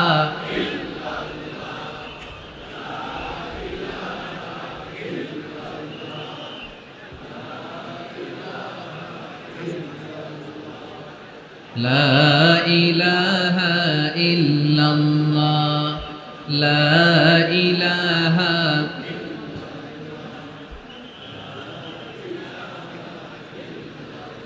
লা ইলাহা ইল্লাল্লাহ মুহাম্মাদুর রাসূলুল্লাহ সাল্লাল্লাহু আলাইহি ওয়াসাল্লাম। সাইয়েদনা ওমর ফারুক মসজিদে নববীর ইমাম। মসজিদে নববীর কি ইমাম? আপনারা শুনতেছেন? এই ছেলেরা বসে যাও, বসে যাও, বসে যাও, বসে যাও। সাইয়েদনা ওমর ফারুক মসজিদে নববীর ইমাম। এদিকে তাকান, আমার দিকে তাকান, আমার দিকে তাকান। উনি প্রত্যেক নামাজের ইমামতি করতে আসতেন মসজিদে নববীতে। জোহরের নামাজে ইমামতি করলেন। ইমামতি করে দেখলেন নামাজ শেষ, সবাই বের হয়ে চলে যায়। এটাই ইসলামের নিয়ম, ঠিক কিনা? ফাইদা কুদিয়াতিস সালাতু ফান্তাশিরু ফিল আরদ ওয়াবতাগু মিন ফাদলিল্লাহ। নামাজের সময় খায়া ফেলাইছি। নামাজের সময়, কাজের সময়, নামাজের সময়, কাজের সময়। ফাইদা কুদিয়াতিস সালাহ, যখন নামাজ শেষ হয় ফান্তাশিরু ফিল আরদ, জমিনে ছড়িয়ে পড়ো। এটা ইসলামের আইন। তার মানে আল্লাহ বুঝাতে চাইলেন নামাজের সময় মসজিদে চলে যাও, নামাজ যখন শেষ হয়ে যাবে শিক্ষক চলে যাবে স্কুলে, কৃষক চলে যাবে ফসল খেতে, মেম্বার অফ দ্য পার্লামেন্ট চলে যাবে সংসদ ভবনে, ব্যবসায়ীরা চলে যাবে শপিং মলে, ঠিক কি না? কাজে চলে যাও। ওমরে ফারুক নামাজের ইমামতি করিয়ে নামাজ শেষ করলেন, সবাই চলে গেল। ইয়ামান দেশ থেকে আসা কিছু লোক গোল হয়ে বসে আছে, জিকির আজকার করে, আবাদত করে, এরা যায় না। এরা কি করে না? যায় না। আসরের নামাজে সাইয়েদনা ওমরে ফারুক রাদিয়াল্লাহু তাআলা আনহু নামাজের ইমামতি করলেন, নামাজ শেষ সবাই চলে যায়, এরা যায় না। মাগরিবের নামাজের পরেও এরা যায় না, এশার সালাতের পরেও এরা যায় না। এশার পরে উনি ধরলেন, মা বালাকুম মা খাতবুকুম, হোয়াটস রং উইথ ইউ ম্যান, তোমাদের কি সমস্যা? জোহর, আসর, মাগরিব, এশা প্রত্যেক সালাতের পরে সবাই যার যার কাজে চলে যায়, তোমরা যে যাও না, বাড়ি কই? বলি ইয়ামান। তো বসে থাকো কেন? কি করো? কই জিকির করি। কি করি? কি করি? জিকির আজকার করি, তাসবিহ তাহলিল পড়ি, ইবাদত করি। তো তোমরা যে যাও না, তোমাদের খাবার দেয় কে? খাবারের ব্যবস্থা হয় কোত্থেকে? তারা বলল, আমাদের জিকির দেখে, আমাদের বুজুর্গি দেখে আশেপাশের লোকেরা পাতিল ভরে খাবার নিয়ে আসে, ওই খাবার আমরা খাই। নাহনু আল মুতাওয়াক্কিলুনা আলাল্লাহ, আমরা আল্লাহর উপর তাওয়াক্কুল করে এখানে বসে থাকি। উমরে ফারুক বললেন, সর্বনাশ, তোমরা যদি মুতাওয়াক্কিলুনা আলাল্লাহ হও তাহলে কেমনে হবে? তোমরা তো মুতাওয়াক্কিলুনা আলাল্লাহ নাও, তোমরা হচ্ছে আল মুতাওয়াক্কিলুন বা'দুকুম আলা বা'দ, আল্লাহর উপর তাওয়াক্কুলকারী নয়। তোমরা যারা পাতিলের মধ্যে করে খাবার নিয়ে আসে তাদের উপর তাওয়াক্কুল করে বসে আছো, ঠিক কি না? তোমাদের জিকিরও চলে, আবার মাথায় টেনশনও চলে, পাতিল কি ছোট আসবে না বড় আসবে, খাবারে আমার ভাগেরটা থাকবে কি থাকবে না, টেনশন আছে না নাই? কারণ অন্যের উপর নির্ভরশীল, নিজেরা রান্না করে নাই, নিজে তো বাজার করে নাই, নিজের তো অ্যারেঞ্জমেন্ট বলতে কিছু নাই, আরেকজন যা দিয়ে যাবে ওইটা খাবে। উমরে ফারুক বুঝালেন, আরে বোকা, এটারে তাওয়াক্কুল বলে না। তোমার সাধ্যে যতটুকু আছে তার সবটুকুন করার পরে তুমি তাওয়াক্কুল করবে একজনের উপর, তিনি কে? এক সাহাবী বললেন, ইয়া রাসূলুল্লাহ, ইয়া হাবিবাল্লাহ সাল্লাল্লাহু আলাইহি ওয়াসাল্লাম, আমি অনেক দূর থেকে সফর করে এসেছি, এই যে আমার ওটের রশিটা, এটা ছেড়ে দিয়ে যদি আমি ঘুমিয়ে যাই, আল্লাহর উপর তাওয়াক্কুল করি, আমার ওটটা বসে থাকবে নাকি? বিষ্ণু বললেন, না, এটারে তাওয়াক্কুল বলে না। ওটের রশি রেখে দিয়ে ঘুমাইলে তোমার উট দৌড় দিবে। এ আকিলহা সুম্মা তাওয়াক্কাল আলাল্লাহ, ওটের রশিটা আগে দড়ি দিয়ে ভালো করে গাছের সাথে বাঁধো, তারপরে তাওয়াক্কুল করবা একজনের উপর, তিনি কে? আগে বাঁধতে হবে, তারপরে তাওয়াক্কুল, আগে কাজ করতে হবে, তারপরে তাওয়াক্কুল। এক লোক বড় হুজুরের কাছে দোয়া চাইছে, হুজুর আপনি দোয়া করবেন আল্লাহ যেন আমার একটা ছেলে সন্তান দেয়। কি দেয়? কথা বুঝে নাই বোধ হয়। কি দেয়? ছেলে সন্তান দেয়। তো হুজুর অনেক দোয়া করে দিছে, বড় হুজুর, আল্লাহ তারে তুমি ছেলে সন্তান দিও। তো ছেলে সন্তান হয় নাই। তার পরের বছর এসে আবার হাজির, হুজুর একটু দোয়া করেন আমার জন্য আল্লাহ একটা ছেলে সন্তান দেয়। হুজুর আবার দোয়া করলেন, কিন্তু ছেলে আর হয় নাই। পরের বছর এসে আবার হাজির, হুজুর একটু দোয়া করেন। কি দোয়া করবো বাপ? বলে হুজুর দোয়া করেন আল্লাহ যেন আমার একটা ছেলে সন্তান দেয়। হুজুর আবার দোয়া করলেন। এর পরের বছর এসে আবার হাজির, কয় হুজুর ছেলে সন্তান। হুজুরকে ঘটনা কি? ঘটনা কি? এর সন্তান হয় না কেন? বললো বাবা তুমি কি বিয়ে করছো? কয় না। তো বেটা বিয়ে না করলে তো সন্তান হবে কোত্থেকে? আগে তো বিয়ের পর্বটা সার, তারপরে তাওয়াক্কুল করবি কার উপর? বিষ্ণু বললেন, তাগদু খিমাসান তারুহু বিতানান, পাখিগুলোর মতো যদি সকালবেলা তাওয়াক্কুল করে বের হয়ে যাও, প্রতিটা পাখি, আপনাদের গাজীপুর এলাকায় পাখির বাসা আছে নাকি? কি পাখি আছে? বাবুই পাখি, হ্যাঁ কি পাখি? সব আছে। তো এই পাখিগুলো এই গাজীপুরের বিভিন্ন গাছপালার উপরে যে নিড় বানিয়েছে বাসা, দেখবেন সকাল বেলায় এই পাখিগুলো আল্লাহর উপর তাওয়াক্কুল করে বের হয়ে যায়। এই পাখিগুলো জানে কোন জায়গায় ওর রিজিক আছে। এই পাখিগুলোর রিজিকের ব্যবস্থা করলো কে? সারাদিন শেষে পাখিগুলো আবার ওদর পূর্তি করে পাখিগুলোর নিড়ে ফিরিয়ে দেয় কে? জানে না কোথায় খাবার আছে। আমাদের ফ্রিজ আছে, ফ্রিজ, ডিপ ফ্রিজ, 7 দিনের বাজার করে ডিপ ফ্রিজের মধ্যে খাবার রেখে দেই। পাখিদের ডিপ ফ্রিজ আছে নাকি? আমাদের টাকা বেশি ঘরের মধ্যে হয়ে গেলে ব্যাংকের মধ্যে অ্যাকাউন্টে ফেলে দিয়ে আসি। পাখিদের কোনো ব্যাংক অ্যাকাউন্ট আছে নাকি? আহা, তারুহু তাকদু খিমাসান তারুহু বিতানান। সকালবেলা পাখিগুলো কিচির মিচির আল্লাহর জিকির করে বের হয়ে যায়। বিকেলবেলা প্রতিটা পাখির পেটে খাবার দিয়ে আবার ফিরিয়ে দেয় কে? এটার নাম তাওয়াক্কুল। ওমরে ফারুক বললেন, তোমরা যা করছো এটা তাওয়াক্কুল নয়। নামাজের পরে বের হয়ে যাবা, আল্লাহর জমিন যে আবাদ করবা, কৃষি কাজ করবা, ব্যবসা করবা, বাণিজ্য করবা, চাকরি করবা, আবার নামাজের সময় ঘরে আসবা। এর মাধ্যমে তোমার ঘরে যে হালাল রিজিকের ব্যবস্থা আল্লাহ করে দিবে, এটার নাম হলো তাওয়াক্কুল। পড়েন সুবহানাল্লাহ। গোটা জমিনটা আমাদের, গোটা জমিন আমাদের জন্য আল্লাহ দিয়েছেন। যেখানে যাবেন রিজিকের ব্যবস্থা আছে না নাই? আপনাদেরকে শোনাইছি না যে বাংলাদেশের পাহাড়ে কি চাষ হয়? ওখানে জুম রেখেছে আল্লাহ। মালয়েশিয়ার ক্যামেরুন হাইল্যান্ডে আল্লাহ ফলের বাগান, ফুলের বাগান রেখেছে। আবার আপনি সাগরের মধ্যে নামলে রিজিক আছে না নাই? কি আছে? মাছ। সুবহানাল্লাহ কইবেন না?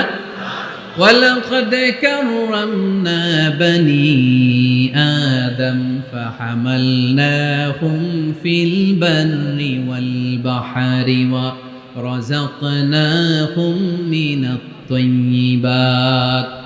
রব্বুল আলামিন বলেন, আমি পুরো বনি আদমকে সম্মানিত করেছি। জলে স্থলে সব জায়গায় মানব জাতিকে বিচরণের সুযোগ করে দিয়েছি। আর মানুষের জন্য আমি আল্লাহ হালাল রিজিকের ব্যবস্থা করেছি। সুবহানাল্লাহ পড়েন। হালাল রিজিকের ব্যবস্থা আল্লাহ করেছেন। এজন্য everyone should be energetic, everyone should be active. আমাদেরকে অ্যাক্টিভ হতে হবে, এনার্জেটিক হতে হবে। শ্রম করে করে, কষ্ট করে করে আমাদেরকে আগাতে হবে। স্রষ্টা আমাদেরকে একটা যুদ্ধে ঠেলে দিয়েছেন, সংগ্রাম করে করে আমাদেরকে বেঁচে থাকতে হয়, ঠিক কিনা? এই জমিনে যখন আমরা এসেছি তখনই আমি সংগ্রাম করেছি। বিশ্বাস করেন, একজন স্বামীর 1 ফোঁটা বীর্যের মধ্যে যদি 20 কোটি শুক্রাণু না থাকে, কয় কোটি? আরো জোরে। 20 কোটি শুক্রাণু যদি না থাকে, 20 কোটি বা 2 কোটি শুক্রাণু যদি না থাকে, তাহলে ওই শুক্রাণু থেকে কোনো মানব সন্তান মায়ের পেটে জন্ম নেয় না। তাহলে চিন্তা করেন, ওই 20 কোটি শুক্রাণুর মধ্যে আমি একটা শুক্রাণু, ঠিক কিনা? এতগুলো শুক্রাণু ডিম্বাণুকে আঘাত করে অ্যাক্টিভ হতে চেয়েছিল। ওই 2 কোটির মধ্যে বাকি সবগুলোরে হারিয়ে চ্যাম্পিয়ন হয়েছিলাম সেদিন মায়ের গর্ভে আমি। চিল্লায় বলো ঠিক কিনা? সেদিন আমার হাত ছিল না, সেদিন আমার পা ছিল না, আমার চোখ ছিল না, আমার রেসপিরেটরি সিস্টেম ছিল না, আমার ব্রেন সচল ছিল না, আমার মামা ছিল না, আমার দাদা ছিল না, আমার গায়ে শক্তি ছিল না। ওই কঠিন পরীক্ষায় যদি 2 কোটি কম্পিটিটরকে আমি হারিয়ে বিজয় লাভ করতে পারি, এই জমিনের বুকেও আমার কেউ হারাতে পারবে না। চিল্লায় বলো ঠিক কিনা? আমরা এসেছি বিশ্বকে জয় করার জন্য, জয় করার জন্য। আবার যখন মায়ের পেট থেকে বের হই, তখনও আমাকে সংগ্রাম করে বেরোতে হয়। এইখানে তোমরা আমার ছোট্ট সোনামণিরা সিজারে হইছো কারা কারা? দেখি সিজারে, যে হুজুর আমি সিজারে পৃথিবীতে এসেছি। হাত তোলো। কয়েকজন হাত তুলছে, মাশাআল্লাহ। ঠিক আছে, অসুবিধা নেই, হাত নামাও। এটা একটা প্রাকৃতিক নিয়ম। মায়ের পেট থেকে পৃথিবীতে আমরা এইভাবে আসি। কেউ প্রাকৃতিক পদ্ধতিতে আসি, কেউ সিজারে আসি। যারা সিজারে আসছে তারা এই কষ্টটা সহ্য করে নাই, তাদের অন্য ধরনের স্ট্রাগল পৃথিবীতে আসার পরে। কিন্তু আমরা যারা নর্মাল প্রসেসে এসেছি, সেই সময়টার কথা খেয়াল করেন।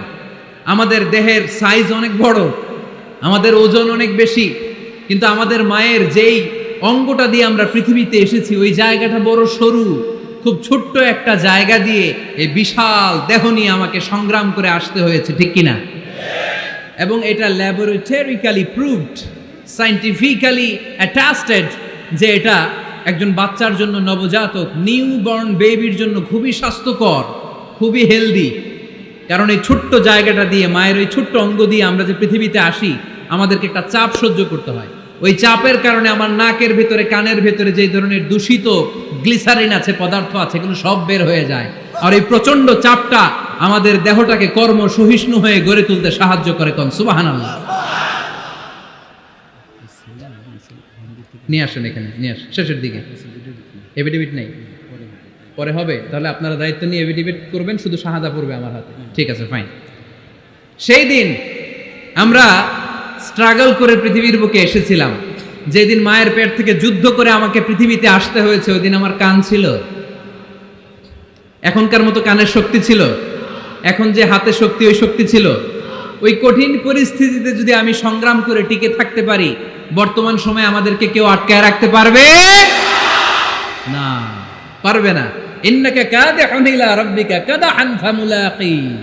আল্লাহ বললেন, ও বনি আদম, তোমাকে কষ্ট করতে করতে আমার কাছে আসতে হবে। আবার আল্লাহ বললেন, লাকাদ খালাকনাল ইনসানা ফি কাবাদ। আমি বনি আদমকে, দুনিয়ার সবগুলো মানুষকে কর্মসহিষ্ণু করে তৈরি করেছি। সুবহানাল্লাহ বলেন। কর্মসহিষ্ণু। আমাদের এক একজন মানুষ যে আমরা কতটা কষ্ট আর ধৈর্য সহ্য করতে পারি, আপনি কল্পনাও করতে পারবেন না। নর্মাল প্রসেসে আমাদের মা যেদিন আমাদেরকে ডেলিভারি দিয়েছিলেন, তখন আমাদের মা 57 ইউনিট প্লাস। সুস্থ মানুষ ব্যথা সহ্য করতে পারে 45 ইউনিট। কত ইউনিট? কিন্তু আমাদের মা যেদিন আমাদেরকে দুনিয়ার বুকে এনেছিলেন, সেদিন আমার মা, আপনার মা ব্যথা সহ্য করেছিল 57 ইউনিট প্লাস, 57 ইউনিটেরও বেশি। এই ব্যথাটা সাধারণ কোনো ব্যথা নয়। একটা অ্যাক্সিডেন্টে আপনার দেহের 20টা হাড় বা হাড্ডি ভেঙে গেলে যত ব্যথা, তার চেয়েও বেশি ব্যথা আমার মা সহ্য করেছিলেন। আমার মাকে ওই দিন এই ব্যথাগুলো সহ্য করার তৌফিক দিয়েছিলেন কে? তাহলে কি পরিমাণে কষ্ট সহিষ্ণুতার, কর্ম সহিষ্ণুতা নিয়ে যে আমরা জন্মাই, আমাদের কোনো ধারণাই নাই। এজন্য আমি প্রায় বলি, ছেলে মেয়েদেরকে, সন্তানকে ননির পুতুল করে গড়ে তুলবেন না। ছেলে মেয়েদেরকে কষ্ট সহিষ্ণু করে গড়ে তোলেন। প্রতিকূল পরিবেশে কি করে নিজের অস্তিত্ব জানান দিতে হয়, এমন করে আমরা আমাদের মুসলমান সন্তানদেরকে গড়ে তুলবো। চিল্লায় বলেন ঠিক কিনা? লাকাদ খালাকনাল ইনসানা ফি কাবাদ। আমি মানুষকে দুঃখ কষ্টের মধ্যে তৈরি করেছি। আসসালামু আলাইকুম। আল্লাহ স্যার, আপনার সাথে ফোনে কথা হয়েছিল। মোহতারামকে একটা চেয়ার দেন। আছে?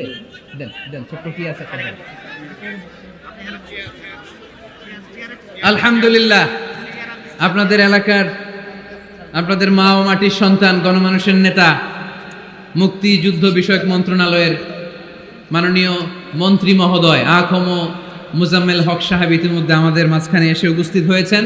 আমরা সবাই পড়ি আলহামদুলিল্লাহ। গত রাতে ওনার সাথে ফোনে কথা হয়েছে, তো আমি ভাবিনি যে এত ব্যস্ততার মধ্য দিয়ে উনি চলে আসবেন। আপনাদের কাজেই ব্যস্ত থাকতে হয়। আমরা আসলে অনেকে জানি না যে এমপি মন্ত্রীরা কতটা ব্যস্ত থাকে। জনপ্রতিনিধিরা আপনাদের নানা কাজে, নানা জায়গায় ব্যস্ত থাকতে হয়, বিভিন্ন মিটিং। ওই দিনে আমি কুমিল্লা জেলার ডিসি সাহেবের সাথে একটা মিটিং ছিল, দেখলাম যে অনেক লোক ওখানে ভিড় করে আছে। আমি যে ছোট্ট একটা সালাম বিনিময় করব, মিটিংটা সারবো, সুযোগই হচ্ছিল না। অনেক ব্যস্ত থাকে ওনারা। তারপরেও ওনাদের ব্যস্তমুখর মূল্যবান সময়গুলো থেকে কিছু সময় আমাদের জন্য দিয়ে আজকের প্রোগ্রামে হাজির হয়েছে। আমরা মোবারকবাদ জানাই। সম্মানিত সুধী, আমরা বলছিলাম কাজের সময়, আরো জোরে বলতে হবে, কাজের সময়, নামাজের সময়, আর ভরসা করতে হবে একজনের উপর। তিনি কে? কাজে কোনো লজ্জা আছে? লজ্জা কিসে? অলসতায়। আমরা অলস হতে চাই না।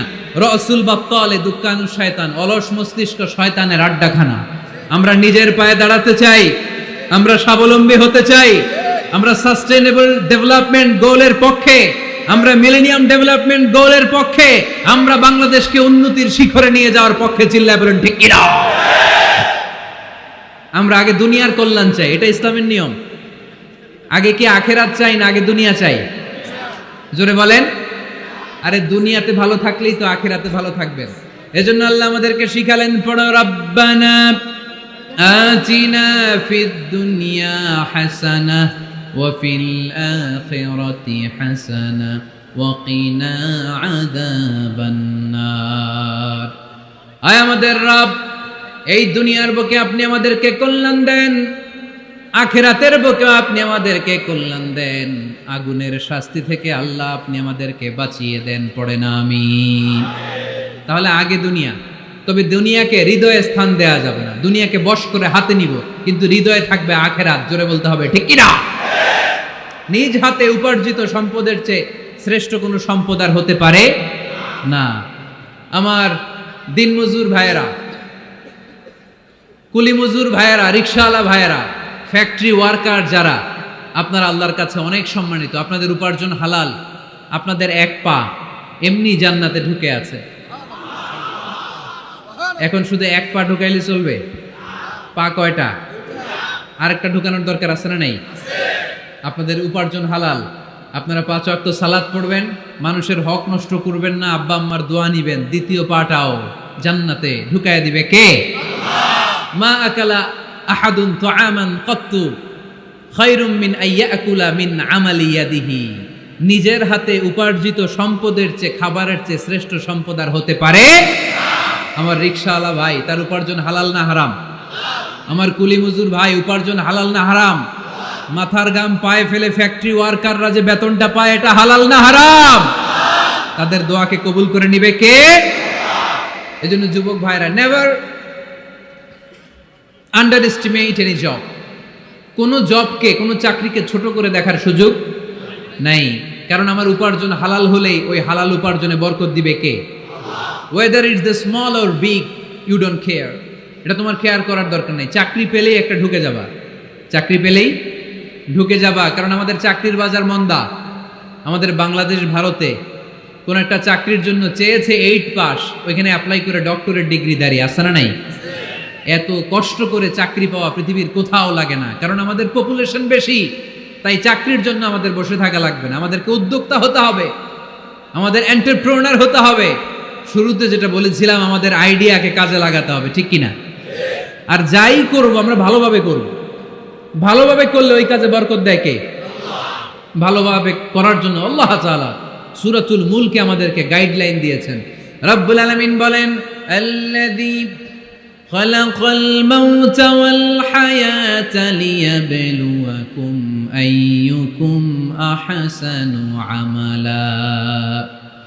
তিনি এমন সত্তা যিনি তোমাদের তৈরি করেছেন, জীবন আর মৃত্যুকে তৈরি করেছেন এই জিনিসটা পরীক্ষা করবার জন্য, তোমাদের মধ্য থেকে কে ভালোভাবে কাজ করে। সুবহানাল্লাহ। কে বেশি আমল করে, আল্লাহ এটা বলছে, নাকি কে ভালো আমল করে? কথা কি বুঝতেছেন? যদি বেশি আমল করার কথা আল্লাহ বলতো, তাহলে এই আয়াতটা হতো লিয়াবলুয়াকুম আইয়ুকুম আকসারু আমালা। কিন্তু আল্লাহ কি এই আয়াতে আকসারু আমালা বলেছে? আলেম যারা আছেন তারা আমার সাথে সাথে বলেন, আল্লাহ কি আকসারু আমালা বলেছে? আল্লাহ কি বলেছে? লিয়াবলুয়াকুম আইয়ুকুম আহসানু আমালা, কে ভালো করে কাজ করে উইথ প্রফেশনালিজম। আপনি যেটাই করেন না কেন, আপনাকে প্রফেশনালিজমের সাথে করতে হবে, তাহলে ওই কাজে বরকত দিবে কে? ছোট হোক বড় হোক, এটা কোনো সমস্যা? যাই করি না কেন কিভাবে করব? ভালোভাবে। আওয়াজ করে বলেন, কিভাবে করব? যে কোনো কাজ করো না ভাই, যে কোনো কাজ করো, তা যেন হয় সবার চেয়ে সবচেয়ে সুন্দর। যে কোনো কাজ করো না ভাই, যে কোনো কাজ করো, তা যেন হয় সবার চেয়ে সবচেয়ে সুন্দর। হোক না সেটা পড়া লেখা, রঙের ভাষায় ছবি আঁকা, হোক না সেটা পড়া লেখা, রঙের ভাষায় ছবি আঁকা, হোক না সেটা সামান্য কাজ কিংবা মহত্তর, তা যেন হয় সবার চেয়ে সবচেয়ে সুন্দর। যে কোনো কাজ করো না ভাই, যে কোনো কাজ করো, তা যেন হয় সবার চেয়ে সবচেয়ে সুন্দর। চিৎকার করে বলতে হবে, ঠিক কিনা? যাই করি না কেন সেটা যেন সবচেয়ে সুন্দর হয়। You have to make the best out of you, you have to try you level best. তোমার সাধ্যের যতটুকু আছে তার সবটুকু করতে হবে, বাকি বরকত তার কল্যাণ আমাদেরকে দান করবে কে? বিষ্ণু ইসা ইসলাম কখনো অলসতাকে উৎসাহিত করেন নাই, ভিক্ষাবৃত্তিকে উৎসাহিত করেন নাই, তিনি পরিশ্রমকে অ্যাপ্রিসিয়েট করেছেন। এক সাহাবী রাদিয়াল্লাহু তাআলা আনহু এসে বললেন, ইয়া রাসূলুল্লাহ, আমাকে কিছু দান করেন, আ'তিনি শাইআন। বিষ্ণু বললেন, তুমি ভিক্ষা করো, তোমার ঘরে কিছু নাই? সাহাবী বললেন, লা ইয়া রাসূলুল্লাহ, কিছু নাই। বিষ্ণু ইসা ইসলাম আবার প্রশ্ন করলেন, কিছুই নাই? সে বললেন, হ্যাঁ আছে। কি আছে? একটা জামা আছে, জামা, আর আছে একটা পানি খাওয়ার জগ। দুইটা জিনিস আছে, একটা কি আর একটা পানি খাওয়ার জগ। বিষ্ণু বললেন, দুইটা নিয়ে আস। সাহাবী রাদিয়াল্লাহু তাআলা আনহু জামার জগ নিয়ে এসে বিষ্ণু ইসা ইসলামের হাতে দিলেন। বিষ্ণুনবী জামার জগটা ধরে বললেন, মাইয়াশতারি হাদাইন, কে আছো আমার সাহাবীদের মধ্যে এই দুইটা জিনিস কিনতে চাও? এক সাহাবী দাঁড়িয়ে বললেন, ইয়া রাসূলুল্লাহ, ইয়া হাবিবাল্লাহ, আনা আশতারি হিমা বিদিরহাম। এই দুইটা জিনিস, একটা জামা, একটা পানি খাওয়ার জগ, আমি 1 দিরহাম দিয়ে কিনে নিতে চাই। পড়েন সুবহানাল্লাহ। বিশ্বনবী বললেন, 1 দিরহাম তো কম হয়ে যায়, 1 দিরহামের চেয়ে বেশি দিয়ে কেনার মতো যদি কেউ থাকে একটু হাত তোলো। মাইয়াজিদু আলা যালিক, এর চেয়ে বেশি দাম দিয়ে কেনার মতো কেউ আছো নাকি? আরেক সাহাবী হাত তুলে বললেন, ইয়া রাসূলুল্লাহ, ইয়া হাবিবাল্লাহ, আশতারিহিমা বিদিরহামাইন, আমি 1 দিরহাম নয়, আপনার সম্মানে 2 দিরহাম দিয়ে জিনিসগুলো কিনে নিতে চাই। 2 দিরহাম। বিষ্ণুনবী বললেন, ওকে ফাইন, ডান, 2 দিরহামে বিক্রি হয়ে যাবে। দিয়ে দেওয়া হলো। 2 দিরহাম নিয়ে বিষ্ণু ইসা ইসলাম ওই আগন্তুক ভিক্ষুক সাহাবীর হাতে দিয়ে বললেন, যাও 1 দিরহাম দিয়ে তোমার পরিবার পরিজনদের জন্য খাবার কিনে নিয়ে যাও, আর 1 দিরহাম দিয়ে একটা কুঠার কিনে নিয়ে আসো। কি কিনে নিয়ে আসো? সবাই বলেন। কুঠার চিনেন আপনারা? কুঠার দিয়ে কি করে? গাছ কাটে। ওই সাহাবী 1 দিরহাম দিয়ে একটা কুঠার কিনে নিয়ে আসলেন। বিশ্বনবী সাল্লাল্লাহু আলাইহি ওয়াসাল্লাম নিজ হাতে ওই কুঠারের একটা হাতল লাগাই দিলেন। সুবহানাল্লাহ পড়তে পারলেন না মজা করে? হাতল ছাড়া কুঠার ধরা যায়? ধরা যায় না। বিশ্বনবী কাঠের একটা হাতল লাগাই দিলেন। এই হাতলটা দিয়ে বিশ্বনবী বললেন, try to imagine the attitude of the last messenger Muhammad sallallahu. He changed the world for the better and made us better creature. তার নাম কি? কি নাম? He was Muhammad sallallahu alayhi wa sallam. Muhammad, mercy upon mankind, teacher of all mankind, Abul Qasim, Ya Habibi, Ya Muhammad, Ya Shafi'i, Ya Muhammad, Khairu Khalqillahi Muhammad, Ya Mustafa, Ya Imam al-Mursalin, Ya Mustafa, Ya Shafi'i al-Alamin. পড়েন সবাই। Ya Mustafa, Ya Imam al-Mursalin, Ya Mustafa, Ya Shafi'i al-Alamin. He taught us to be just and kind, and to feed the poor and hungry, help the wafer and the orphan child, and to not be cruel and miserly. His speech was soft and gentle, like a mother stroking her child. His mercy and compassion were most radiant when his smile was Muhammad sallallahu alayhi wa sallam. Muhammad, mercy upon mankind, teacher of all mankind, Abul Qasim, Ya Habibi, Ya Muhammad, Ya Shafi'i, Ya Muhammad, Khairu Khalqillahi Muhammad. পড়েন সবাই। Ya Mustafa, Ya Imam al-Mursalin, Ya Mustafa, Ya Shafi'i al-Alamin, Ya Mustafa, Ya Imam al-Mursalin, Ya Mustafa, Ya Shafi'i al-Alamin, Muhammad. Subhanallah পড়েন। He was Muhammad sallallahu alayhi wa sallam. বিশ্বনবী নিজ হাতে ওই সাহাবীর কুঠারের ভেতরে একটা হাতল লাগাই দিলেন। ঘটনা মনে আছে নাকি নাশিদ শুনে ভুলে গেছেন? ঘটনা মনে আছে সবার? তিনি হাতল লাগাই দিলেন আর বললেন, যাও, গায়ে শক্তি আছে, তাগড়া যুবক, এই কুঠার নিয়ে জঙ্গলে যাও, জঙ্গলে যে কাঠ কাটো, লাকড়ি বানাও, বাজারে যে বিক্রি করো। লা ইয়াহতাতিবা আহাদুকুম হাজমাতান ফি যাহরিহি খায়রুম মিন আই ইয়াসআলা আহাদান ফায়ু'তিয়াহু আও ইয়ামনাহু। যাদের গায়ে জোর আছে, শক্তি আছে, পরিশ্রম করে লাকড়ির বোঝা পিঠে নিয়ে বাজারে বিক্রি করা অনেক ভালো কারো কাছে হাত পাতার চেয়ে, কারণ তুমি হাত পাতলে লোকজন তোমার দিতেও পারে নাও দিতে পারে, কিন্তু পরিশ্রম কখনো বৃথা যায় না। What is the moral of the story? রাসূল সাল্লাল্লাহু আলাইহি ওয়াসাল্লামের এই প্রফেটিক স্টোরি থেকে আমাদের শিক্ষা কি? বিশ্বনবী বললেন, যাও কাঠ কেটে নিয়ে আসো। লা উরিদু আন আরাকা 15 আইয়াম, সামনের 15 দিন আমি যেন আমার চোখ দিয়ে তোমার আমার আশেপাশে ঘুরঘুর করতে না দেখি। সাহাবী চলে গেলেন, কাঠ কাটতে আরম্ভ করলেন, বাজারে বিক্রি করতে আরম্ভ করলেন। 15 দিনের ব্যবধানে 10 দিরহাম নিয়ে বিশ্বনবীর দরবারে ওই সাহাবী হাজির হয়ে গেলেন। 10 দিরহাম নিয়ে হাজির হয়ে গেলেন। এসে বললেন, ইয়া রাসূলুল্লাহ, ইয়া হাবিবাল্লাহ, আমি আর দরিদ্র নাই, আমি আর ভিক্ষা করি না, আমি নিজের পায়ে দাঁড়িয়েছি, আমি স্বাবলম্বী হয়েছি, আমি অন্যান্য খেটে খাওয়া মানুষের মতো এখন উপার্জন করে আমার ফ্যামিলির চাহিদা মিটাই। পড়েন সুবহানাল্লাহ। What is the moral of the story?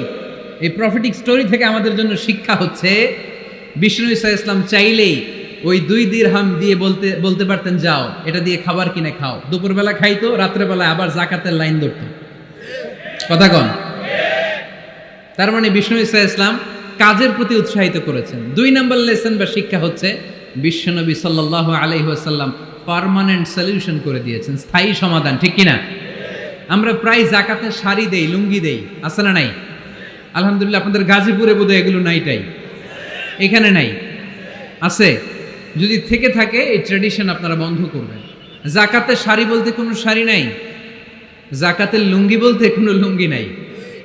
কারণ জাকাতের শাড়ি আর জাকাতের লুঙ্গি যদি আপনি বিতরণ করেন, আর সামান্য সয়াবিন তেল আর চাল ডাল যদি আপনি প্যাকেট করে দিয়ে দেন, তাহলে 1 মাস পরে আবার যে সে আরেক জায়গায় জাকাতের লাইনে দাঁড় হয়ে যাবে। চিল্লা এখন, ঠিক কিনা? এজন্য আপনাকে পার্মানেন্ট সলিউশনের ব্যবস্থা করতে হবে। আমি সব জায়গায় বলি যে প্রতিটি জেলার বিজনেস ম্যাগনেট যারা আছেন তারা সবাই মিলে একটা জাকাত ম্যানেজমেন্ট প্ল্যাটফর্ম গড়ে তুলুন। সেখান থেকে এমনভাবে জাকাত দিন যাতে মানুষ স্বাবলম্বী হতে পারে। স্বাবলম্বী বানানোর জন্য, দারিদ্র বিমোচনের জন্য জাকাত এসেছে, জাকাতের শাড়ি লুঙ্গি বিতরণের জন্য নয়। আর জাকাতের শাড়ি এত পাতলা, মশারি কি পাতলা, এর চেয়েও পাতলা। দেখছেন কখনো? এটারে একবার ধোয়ার পরে দ্বিতীয়বার পরা যায় না। একবার ধোয়ার পরে শাড়ির দিকে তাকাইলে শাড়ি আমনের দিকে বেশকি মেরা থাকবে। কথা বলেন, ঠিক কিনা? এইভাবে শাড়ি লুঙ্গি দেয়া যাবে? এভাবে তো শাড়ি লুঙ্গি বিতরণ করলে যারা লাইন ধরে জাকাত নিতে আসলো, এই আল্লাহর বান্দাদেরকে অপমান করা হয়। আর আল্লাহ বললেন, ওয়ালাকাদ কাররামনা বানি আদম, আমি পুরো বানি আদমকে সম্মানিত করেছি। ফেরেশতার সম্মান বেশি না মানুষের? বুঝে শুনে বললেন, কার? তুমি মাটির আদমকে প্রথম সৃষ্টি করিয়া ঘোষণা করিয়া দিলে শ্রেষ্ঠ বলিয়া, তাই তো নূরের ফেরেশতা করে আদমকে সেজদা। সুবহানাল্লাহ পড়েন। তাই তো নূরের ফেরেশতা করে আদমকে সেজদা, সবার চেয়ে সম্মান দিলে মাটির আদমকে। পড়েন, আল্লাহু আল্লাহু তুমি জাল্লে জালালুহু, শেষ করা তো যায় না গে তোমার গুণগান।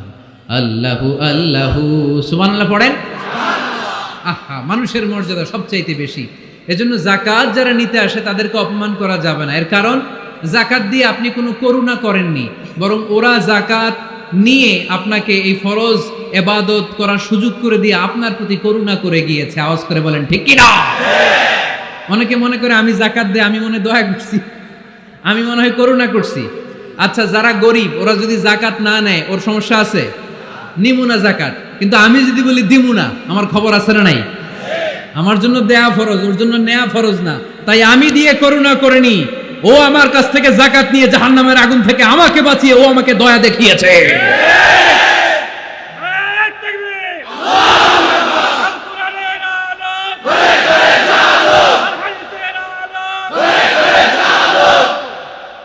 এজন্য জাকাত দারিদ্র বিমোচনের জন্য। কিভাবে জাকাত দিবেন?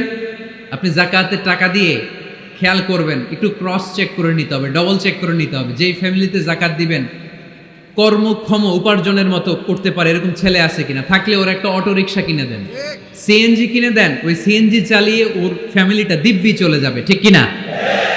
ওর একটা অস্ট্রেলিয়ান গাভী কিনে দেন, ওই গাভীর দুধ বিক্রি করে ফ্যামিলিটা স্বাবলম্বী হয়ে যাবে। ঠিক কিনা? লক্ষ্মীপুরে আমি ওয়াজ করলাম, বললো হুজুর আমরা এইভাবে একটা জাকাত ম্যানেজমেন্ট প্ল্যাটফর্ম গড়ে তুলেছি। এখানে আমরা টাকা জমিয়ে জমিয়ে আমাদের এলাকার যে সমস্ত ছেলেগুলো কর্মক্ষম, তাদের ঘরে টাকা পয়সা নাই, আমরা জাকাতের টাকা দিয়ে ওদেরকে প্রবাসী বানিয়ে দেই, বিদেশে পাঠিয়ে দেই। ওর কষ্টা অর্জিত সম্পদ দিয়ে ওর ফ্যামিলি এখন দেদারসে চলছে, কোনো জাকাতের লাইনে যে তারা নিজেদেরকে আর অপমান বোধ করছে না। এইভাবে জাকাত দিতে হবে। দিলটারে একটু খোলেন, হাতটারে একটু খোলেন, তাহলে হৃদয়টারে খুলে দিবে কে? দে জাকাত, দে জাকাত তোরা দে রে জাকাত, দে জাকাত, দে জাকাত তোরা দে রে জাকাত। তোর দিল খুলবে পরে, আগে খুলু খাত। দে জাকাত, দে জাকাত তোরা দে রে জাকাত। পড়েন আমিন। এই জাকাতের মাধ্যমে আমরা আমাদের বাংলাদেশকে স্বাবলম্বী করতে চাই। রাজি আছেন সবাই? সংঘবদ্ধ প্রচেষ্টায় জাকাত আদায় করতে রাজি আছেন? বিশ্বনবী সাল্লাল্লাহু আলাইহি ওয়াসাল্লাম চাইলেই 2 দিরহাম দিয়ে বিদায় করে দিতে পারতেন, কিন্তু বিশ্বনবী সাল্লাল্লাহু আলাইহি ওয়াসাল্লাম তাকে কাজের প্রতি উৎসাহিত করলেন, পার্মানেন্ট সলিউশন দিলেন। এজন্য অলসতার সাথে ইসলামের কোনো সম্পর্ক আছে? আওয়াজ করে বলেন, অলসতার সাথে সম্পর্ক আছে? অলসতাকে যেন আজকে আমরা কি বলে দিছিলাম? ভুলে গেছি? আরো জোরে। অলসতাকে আজকে আমরা নো বলে দিছি। আমরা কর্মক্ষম। আরে অলস তো হয় মুনাফিকেরা, অলস হয় কারা? وَإِذَا قَامُوا إِلَى الصَّلَاةِ قَامُوا كُسَالَى يُرَاءُونَ النَّاسَ وَلَا يَذْكُرُونَ اللَّهَ إِلَّا قَلِيلًا। সুবহানাল্লাহ পড়েন। মুনাফিকরা যখন নামাজে দাঁড়ায় অলস হয়ে দাঁড়ায়, সোজা হয়ে দাঁড়ায় না।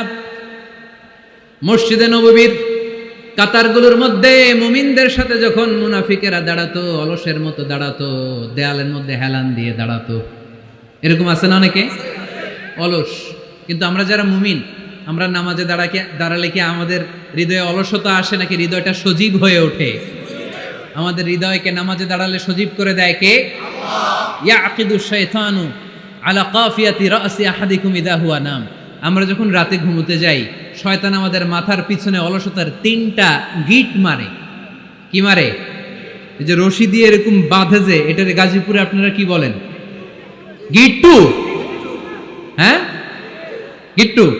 আচ্ছা, তো শয়তান আমরা যখন ঘুমোতে যাই, আমাদের মাথার পেছনে অলসতার 3টা গিট্টু মারে। আমরা যখন ঘুম থেকে উঠে ঘুম থেকে ওঠার দোয়া পড়ে আলহামদুলিল্লাহিল্লাযী আহইয়ানা বা'দা মা আমাতানা ওয়া ইলাইহিন নুশুর, আমরা ঘুমালেই 3টা গিট্টু মেরে শয়তান একটা মন্ত্র পড়ে দেয়, আলাইসা লাইলুন তাওয়িলুন ফারকুদ। আরে ঘুমা, অনেক লম্বা রাত। আরে ঘুমা, অনেক লম্বা রাত। আরে আরামসে ঘুম মার, অনেক লম্বা রাত। এই মন্ত্র পড়ে 3টা গিট মারে। আমরা যখন ঘুম থেকে উঠে ঘুমের দোয়া পড়ে ফেলি, একটা গিট্টু খুলে দেয় কে? আবার ঘুম থেকে উঠে দোয়া পড়ার পরে ফাইদা তাওয়াদ্দা ইনহাল্লাত উকদা, ওয়াশরুমে ঢুকে ইস্তেনজা করে যখন আমরা ওযু করে ফেলি, অলসতার 2য় গিট্টু খুলে দেয় কে? ফাইন সাল্লাত ইনহাল্লাত উকদা, ওযু করার পরে মুসাল্লা বিছিয়ে যখন নামাজের জন্য দাঁড়িয়ে যায়, অলসতার 3 নাম্বার গিট্টুটাও খুলে দেয় কে? ফাসবাহা নাশীতান তাইয়িবান নাফস, he become enthusiastic, he become very active, he become very energetic. বিষ্ণু ঈসা ইসলাম বললেন তখন সে এনার্জেটিক হয়ে ওঠে, অ্যাক্টিভ হয়ে ওঠে, সজীব হয়ে ওঠে। তাহলে সালাত আমাদেরকে অলস বানায় না, সালাতে আমরা সজীব হই। সালাতে অলস হয় যারা মুনাফিক, তারা চিল্লায় বলেন ঠিক কি না? এজন্য বিষ্ণু বললেন কাজে লজ্জা নাই, আমি কাজ করে খাই। মা বাসাল্লাহু নাবিয়ান ইল্লা রাআল গনাম। বুখারীর বর্ণনায় বিশ্বনবী বললেন পৃথিবীর বুকে এমন কোন নবী নাই যেই নবীকে দিয়ে আল্লাহ ছাগল চড়ায় নাই। সুবহানাল্লাহ পড়েন। মা বাসাল্লাহু নাবিয়ান ইল্লা রাআল গনাম, ছাগল চড়ায় নাই এমন কোন নবী পৃথিবীতে আসে? সাহাবারা বললেন ইয়া রাসূলুল্লাহ, বলেন কি? আপনিও আপনিও আপনিও ছাগল ছড়িয়েছেন? বিষ্ণু বললেন নাম, নাম আমিও। ওয়া ইন্নী কুনতু আরআহা আলা কারারিতি আহলি মক্কা, আমি তো অল্প কিছু পারিশ্রমিকের বিনিময়ে মক্কা শহরের লোকদের ছাগলগুলো চড়িয়ে দিতাম। সুবহানাল্লাহ বলতে অনেক কষ্ট হয়েছে। বিশ্বনবী ছাগল চড়িয়ে খেতেন। কি নবী ছিল আমার! আহা, এত সুন্দর মানুষ, এত পরিচ্ছন্ন মানুষ, ছাগল চড়াতেন। অহংকার করতেন না, বিশ্বনবীর অহংকার ছিল না। সুবহানাল্লাহ পড়েন। শুধু কি বিশ্বনবী, সব নবীকে দিয়ে আল্লাহ ছাগল চড়িয়েছেন। কারণ ছাগল হচ্ছে খুব টেরা একটা প্রাণী, তাই না? ছাগল এত টেরা, ছাগলের গলার রশি ধরে যদি আপনি ডানে টান দেন, এটা কোন দিকে যাবে? বায়ে টান দিলে, সামনে টানলে, পিছনে টানলে পারা যায় কিছু? ভাবলেন সারা সপ্তাহ ব্যস্ত থাকি, আজকে আমার ছুটি, আমিও গোসল করি, এটারও গোসল করাই। রশি ধরে আপনি পুকুরে নামাবেন, এটা ওর বাপের কিরা এমনি দাঁড়াবে, ঠিক কিনা?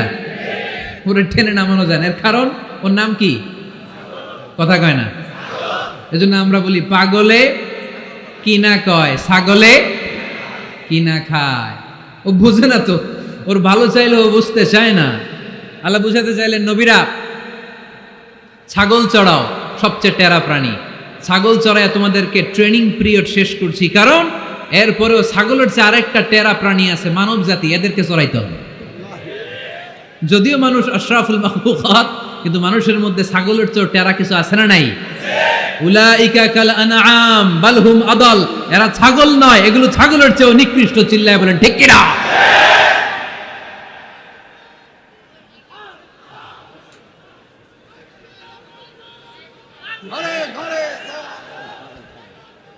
এই এরকম আওয়াজে স্লোগান দিলে চলবে?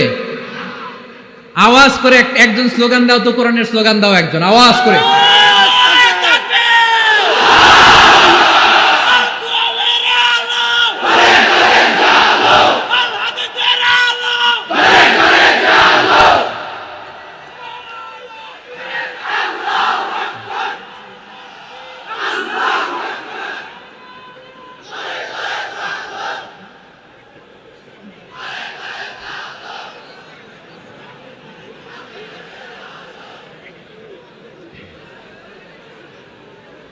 ঘুম চলে গেছে না?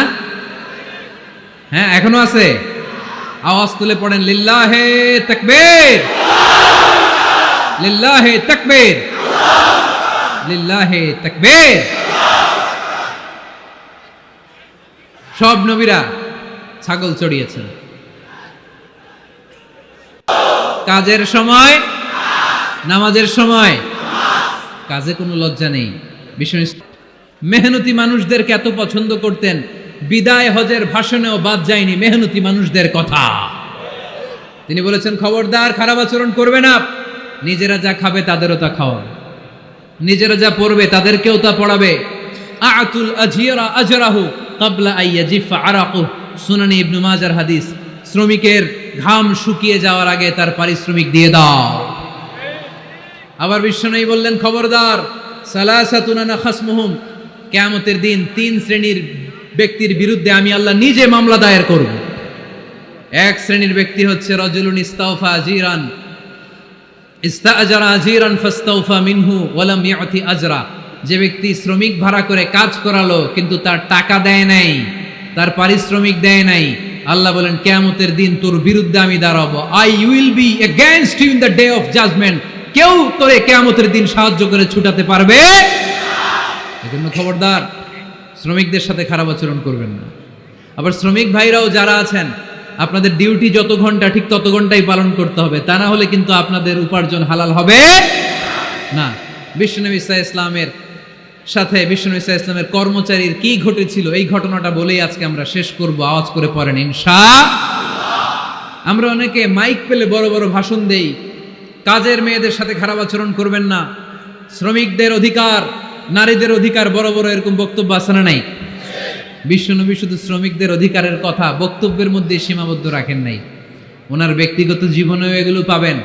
বিশ্বনবী সাল্লাল্লাহু আলাইহি সাল্লামের অ্যাপয়েন্ট করা শ্রমিক, ওনার দাস, ওনার কর্মচারী সাহাবীর নাম ছিল আনাস রাদিয়াল্লাহু তাআলা আনহু। কি নাম ছিল? উনি বিশ্বনবীর ব্যাপারে কি কমেন্টস করছে আমরা শুনে আজকের আলোচনার ইতি টানবো। আওয়াজ করে পড়তে হবে ইনশাআল্লাহ। সাধারণত কর্মচারীরা মালিকের বিরুদ্ধে ভালো কথা বলে, ইল্লা মাশাআল্লাহ। অনেক মালিক আছে অনেক ভালো, তাদের ব্যাপারে আবার ভালো বলে। সাধারণত কারো ব্যাপারে যদি আপনি তথ্য নিতে চান, আপনি তার ওয়াইফের কাছ থেকে তথ্য নেন, তার কর্মচারীর কাছ থেকে নেন, তার বাড়ির দারোয়ান থেকে নেন, তার ঘরের কাজের মহিলার কাছ থেকে নেন, তার ড্রাইভারের কাছ থেকে নেন, তাহলেই তার ব্যাপারে আসল সব তথ্য বের হয়ে আসবে। দেখুন বিশ্বনবীর কর্মচারী বিশ্বনবীর ব্যাপারে কি বলে। সাহাবীর নাম সবাই বলতে হবে, সাহাবীর নাম রাদিয়াল্লাহু তাআলা আনহু। উনি বললেন বিশ্বনবী যখন মক্কা থেকে মদিনায় হিজরত করলেন, হাজার হাজার মদিনাবাসী বিশ্বনবীর সাথে দেখা করতে গেল। যারাই দেখা করে সবাই বিশ্বনবীর হাতে কিছু না কিছু হাদিয়া দেয়, যারাই দেখা করে হাতে করে বিশ্বনবীর হাতে কিছু না কিছু দিয়ে দেয়। সুবহানাল্লাহ পড়ে। তাহাদাও তাহাব্বু, একে অপরকে হাদিয়া দিবেন, মহব্বত বাড়াই দিবে কে? হাজব্যান্ড স্ত্রীকে গিফট করবেন, স্ত্রী আবার হাজব্যান্ডকে গিফট করবেন, বন্ধু বন্ধুকে গিফট করবেন, গার্লফ্রেন্ড আবার বয়ফ্রেন্ডের গিফট করতে যায় না, তাহলে ভেজাল আছে না নাই? চেক এন্ড ব্যালেন্স করতে হবে। আমি প্রায় বলি ভালোবাসবেন জায়গা মতো, স্ত্রীকে ভালোবাসলেও সওয়াব আছে না নাই? স্ত্রীর সাথে অন্তরঙ্গ সময় কাটালেও সওয়াব আছে না নাই?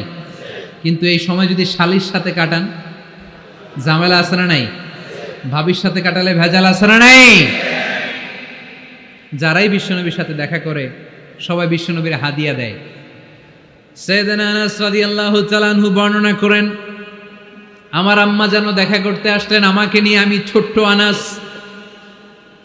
আমার আম্মা জান দেখলেন লাম ইউবকি রাজুলুন ওয়ালা ইমরাআতুন মিনাল আনসার ইল্লা আতহাফাকা বিতুহফাতিন ইয়া রাসূলুল্লাহ। আমার আম্মা এসে বলে, ও রাসূলুল্লাহ, মদিনার যারাই আপনার সাথে দেখা করতে আসলো সবাই এসে আপনারে হাদিয়া দেয়। ওয়া ইন্নী লা আকদিরু আলা মা উতহিফুকা বিহি, ও নবী আমার তো এমন কোনো সাধ্য নাই যে আমি আপনারে হাদিয়া দেব, আমার কাছে কোনো টাকা পয়সা নাই। ছোট্ট ছেলে আনাস রে নিয়ে এসে বলল, ইয়া রাসূলুল্লাহ, মদিনার সব লোকের আপনার সাথে দেখা করে আর হাদিয়া দেয়, আমি গরিব মানুষ, আমি আপনারে কি হাদিয়া দেব গো নবী? আমার তো হাদিয়া দেওয়ার মতো কিচ্ছু নাই। ইল্লা ইবনি হাদা, আমার নাড়ছেরা ধন, আমার কলিজার টুকরা সন্তান এই আনাস ছাড়া আমি আমার কলিজার টুকরা সন্তান আনাস রেই আপনারে হাদিয়া দিয়ে দিলাম। খুদ হাদা ইয়া রাসূলুল্লাহ, আমার সন্তান আনাসকে আপনি নেন, ইয়াখদুমুক মা বাদালাক, সে যদ্দূর পারে আপনারে খেদমত করবে।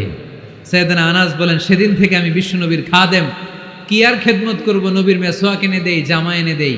10 বছর খেদমত করার পরে বিশ্বনবীর খাদেমের মুখে শুনুন বিশ্বনবী কেমন আচরণ করতেন সাইয়েদনা আনাস রাদিয়াল্লাহু তাআলা আনহুর সাথে। সাইয়েদনা আনাস বলেন, খাদিমতু রাসূলুল্লাহি 10 সিনিন, 10টি বছর আমি আমার বিশ্বনবীর পেয়ারা নবীর খেদমত করলাম। ফামা দারাবানি, একদিনের জন্য বিশ্বনবী আমার গায়ে হাত তোলে নাই, পড়েন সুবহানাল্লাহ। ওমা সাব্বানি, একদিনের জন্য আমার গালি দেয় নাই, বকা দেয় নাই। ওমা আবাসা ফি ওয়াজহি, একদিনের জন্য বিশ্বনবী বিরক্তির চেহারা নিয়ে আমার দিকে তাকায় নাই, ভ্রু কুচকে এরকম আমার দিকে তাকায় নাই। আমরা রেগে গেলে বিরক্ত হলে কি করি? আমাদের ভ্রুগুলো কুচকে যায়। আনাস রাদিয়াল্লাহু তাআলা আনহু বললেন, একদিনের জন্য আমার পিট্টি দেয়া তো দূরের কথা, আমাকে পিটানি দেয়া তো দূরের কথা, আমাকে মারে নাই, আমাকে গালি দেয় নাই, কোনোদিন আমার দিকে বিরক্তির সাথে তাকায় নাই। ওয়ালা ক্বালা লি লিমা সানাআতা ওয়ালা লিমা লা সানাআতা, কোনোদিন এও বলে নাই আনাস এটা কেন করলা, ওইটা কেন করো নাই, চিৎকার করে পড়েন সুবহানাল্লাহ। এজন্য বিশ্ব নবীর মতো আমাদেরকে আমাদের শ্রমিকদের সাথে, অধীনস্থ কর্মচারীদের সাথে আচরণ করতে হবে। রাজি আছি তো সবাই? এন্তেকালের আগে বিশ্বনবী সাল্লাল্লাহু আলাইহি সাল্লাম 2টা কথা বললেন। কয়টা? 1 নম্বরে বিষ্ণু ঈসা ইসলাম বললেন আসসালাত, আসসালাত, নামাজ, নামাজ, উম্মতেরা নামাজ, নামাজ ছেড়ে দিও না। 2 নম্বরে বিষ্ণুই বললেন ওয়ামা মালাকাত আইমানুকুম, খবরদার অধীনস্থ কর্মচারীদের সাথে খারাপ আচরণ করো না। আমরা খুব দুঃখের সাথে লক্ষ্য করেছি, পত্রপত্রিকায় এসেছে মানবাধিকার কর্মী, নারী আন্দোলনের কর্মী মাইক পেলে বড় বড় ভাষণ দেয়, আপনারা কর্মীদের সাথে ভালো আচরণ করবেন, কাজের মেয়েদের সাথে ভালো আচরণ করবেন, কিন্তু ওদের বাড়িতে এই কাজের মেয়েরা নির্যাতিত হয়, চিল্লায় বলেন ঠিক কি না? আহা, পত্রিকার রিপোর্ট দেখে অবাক লাগে। খুন্তি দিয়ে চুলায় লোহা গরম করে পিঠে শেক মেরেছে, এরকম আছে না নাই? বিশ্বনবী সাল্লাল্লাহু আলাইহি সাল্লাম বলেছেন খবরদার, কিয়ামতের দিন তাদের বিরুদ্ধে আল্লাহ মামলা দায়ের করবে। আমরা যেন কখনো আমাদের অধীনস্থ কর্মচারীদের সাথে খারাপ আচরণ না করি। আল্লাহ তুমি তৌফিক দাও, আমরা পড়ি আমিন। কি ব্যাপারে? এজন্য শ্রমিক মালিকের সম্পর্ক হচ্ছে চেক অ্যান্ড ব্যালেন্সের সম্পর্ক। যারা শ্রমিক তাদের দায়িত্ব হচ্ছে মালিকের যে হক সেটা আদায় করা, যত ঘন্টা তার সাথে চুক্তি হয়েছে তার পুরোটা আদায় করা। আর মালিকের উচিত অধীনস্থ কর্মচারীদের সাথে ভালো আচরণ করা। আমরা যেন এই চেক অ্যান্ড ব্যালেন্স করতে পারি, আল্লাহ তুমি তৌফিক দাও। যে আয়াত দিয়ে শুরু করেছি ওই আয়াত দিয়ে শেষ করব। আল্লাহ বলেছেন ফাইদা কুদিয়াতিস সালাতু ফান্তাশিরু ফিল আরদ, যখন নামাজ শেষ হয়ে যায় জমিনে ছড়িয়ে পড়ো, রিজিক তালাশ করো। আবার নামাজের সময় হলে মসজিদে চলে আসো। তার মানে কাজের সময়, আওয়াজটা ছোট হয়ে গেল, চিল্লায় বলতে হবে, কাজের সময়, নামাজের সময়। পরিশ্রমে কোনো লজ্জা নেই, লজ্জা হলো আর অলসতাকে আজকের মাহফিল থেকে আমরা সবাই কি বলে দিলাম, মনে থাকবে সবার? আলহামদুলিল্লাহ। একজন ভাই আজকের এই কাশিমপুর হাই স্কুল মাঠকে সাক্ষী রেখে শাহাদা বাক্য পড়ে মুসলমান হতে চায়। আমরা খুশি না বেজার? আমাদের আমল নামায় সওয়াবও আছে, গুনাহও আছে, কিন্তু এই ভাইটা শাহাদা বাক্য পাঠ করার পর থেকে নিষ্পাপ, তার আমল নামায় কোনো গুনাহ নাই। চিল্লায় বলেন ঠিক কিনা? আমাদের ইসলাম ধর্মে তাকে স্বাগত, আমরা সবাই পড়ি আলহামদুলিল্লাহ। তোমার আগের নাম কি ছিল? দাঁড়াও দাঁড়াও, তুমি কি কেউ প্রেশার দিচ্ছে মুসলমান হওয়ার জন্য? তাহলে মিডিয়ার সামনে ভয় পাচ্ছ কেন? তাহলে সিদ্ধান্ত নিয়ে পরে মুসলমান হও। আজকে হতে চাও? এভিডেভিট করাবা কখন? করে ফেলবো, আপনার দায়িত্বে।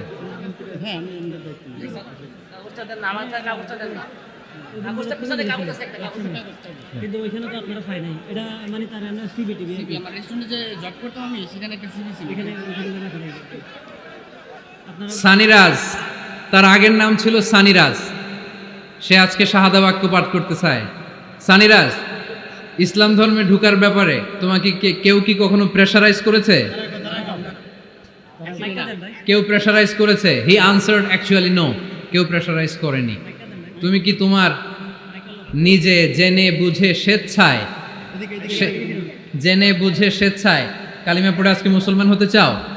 আলহামদুলিল্লাহ। আজকের প্রোগ্রামের যারা দায়িত্বশীল, এই ভাইদের দায়িত্বে সে আগামীকাল রাষ্ট্রীয় নিয়ম অনুযায়ী এফিডেভিট করে মুসলমান হিসেবে তার নাম চয়েস করবে। তুমি কি নিজের জন্য কোনো নাম চয়েস করেছো, না আমি তোমাকে একটা নাম সাজেস্ট করবো? আজকে থেকে সানিরাজের নাম হচ্ছে আব্দুল্লাহ।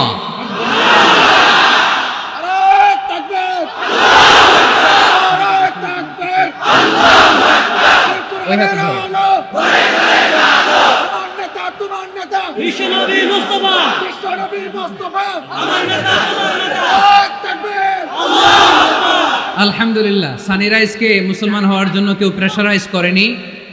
এজন্য শাহাদা বাক্য পাঠ করানোর আগে এটা জিজ্ঞেস করা আমি জরুরি মনে করেছিলাম। লা ইকরাহা ফিদ্দিন, ইসলাম ধর্মে কোনো জবরদস্তি নাই। সে কনভিন্সড হয়ে ইসলামের সুমহান ছাতার নিচে, ছায়ার নিচে সে আসতে চায়। সে নাম পছন্দ করেছে আব্দুল্লাহ। আপনাদেরকে সাক্ষী রেখে সে আমার সাথে এখন শাহাদা পড়বে। তুমি পড়ো, আশহাদু আল্লাহ ইলাহা ইল্লাল্লাহ ওয়া আশহাদু আন্না মুহাম্মাদান আবদুহু ওয়া রাসূলুহু। আমি সাক্ষ্য দিচ্ছি যে আল্লাহ ছাড়া কোনো মাবুদ নাই, ইলাহ নাই, উপাস্য নাই। আমি আরো সাক্ষ্য দিচ্ছি নিশ্চয় মুহাম্মাদুর রাসূলুল্লাহ সাল্লাল্লাহু আলাইহি ওয়াসাল্লাম আল্লাহ তাআলার বান্দা এবং প্রেরিত রাসূল। আমরা আওয়াজ করে পড়ব আল্লাহু আকবার, আল্লাহু আকবার, আল্লাহু আকবার। বারাকাল্লাহু ফিক, বারাকাল্লাহু ফিক।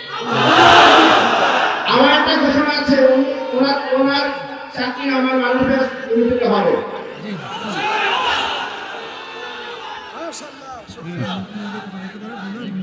আলহামদুলিল্লাহ, আলহামদুলিল্লাহ। এর চেয়ে বড় সুখবর আর হতে পারে? আজকে আমাদের এই মাহফিলটি সার্থক এবং সফল আপনাদের উপস্থিতিতে এবং মাননীয় মন্ত্রী মহোদয়ের উপস্থিতিতে, শত শত মিডিয়া কর্মীদের উপস্থিতিতে এই রাজ, সানি রাজ আজকে আব্দুল্লাহ নাম নিয়ে মুসলমানদের কাতারে সামিল হয়েছে, পড়ি আলহামদুলিল্লাহ। আমরা আব্দুল্লাহকে ইসলামে ওয়েলকাম জানাই।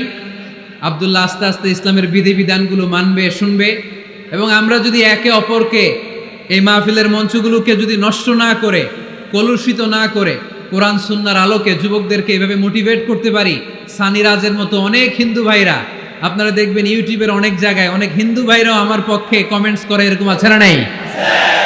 এটা আমার সৌভাগ্য, এটা আমাদের সৌভাগ্য। এভাবে ইসলামকে কাদা ছোড়াছুরিতে না যেয়ে আমরা যদি পজিটিভলি ইসলামের সৌন্দর্য আমাদের হিন্দু ভাইদের কাছে, বৌদ্ধ ভাইদের কাছে, খ্রিস্টান ভাইদের কাছে, নৃগোষ্ঠীদের কাছে তুলে ধরতে পারি, তাহলে তারা অবশ্যই এইভাবে শাহাদা পাঠ করে কালিমা পড়ে মুসলমান হবে। যারা এই প্রোগ্রামে এসেছেন সবাইকে শুকরিয়া জানাই। আমরা সংক্ষিপ্ত দোয়া করে একসাথে বিদায় নিব। কেউ যাব না, আমরা কেউ বিশৃঙ্খলা করব না। শুরুতে যেমনি সুশৃঙ্খল ছিলাম, এভাবে একসাথে আমরা বিদায় নিব। আপনাদের মাননীয় মন্ত্রী মহোদয় 1-2 মিনিট আপনাদের কাছে একটু দোয়া চাইবে।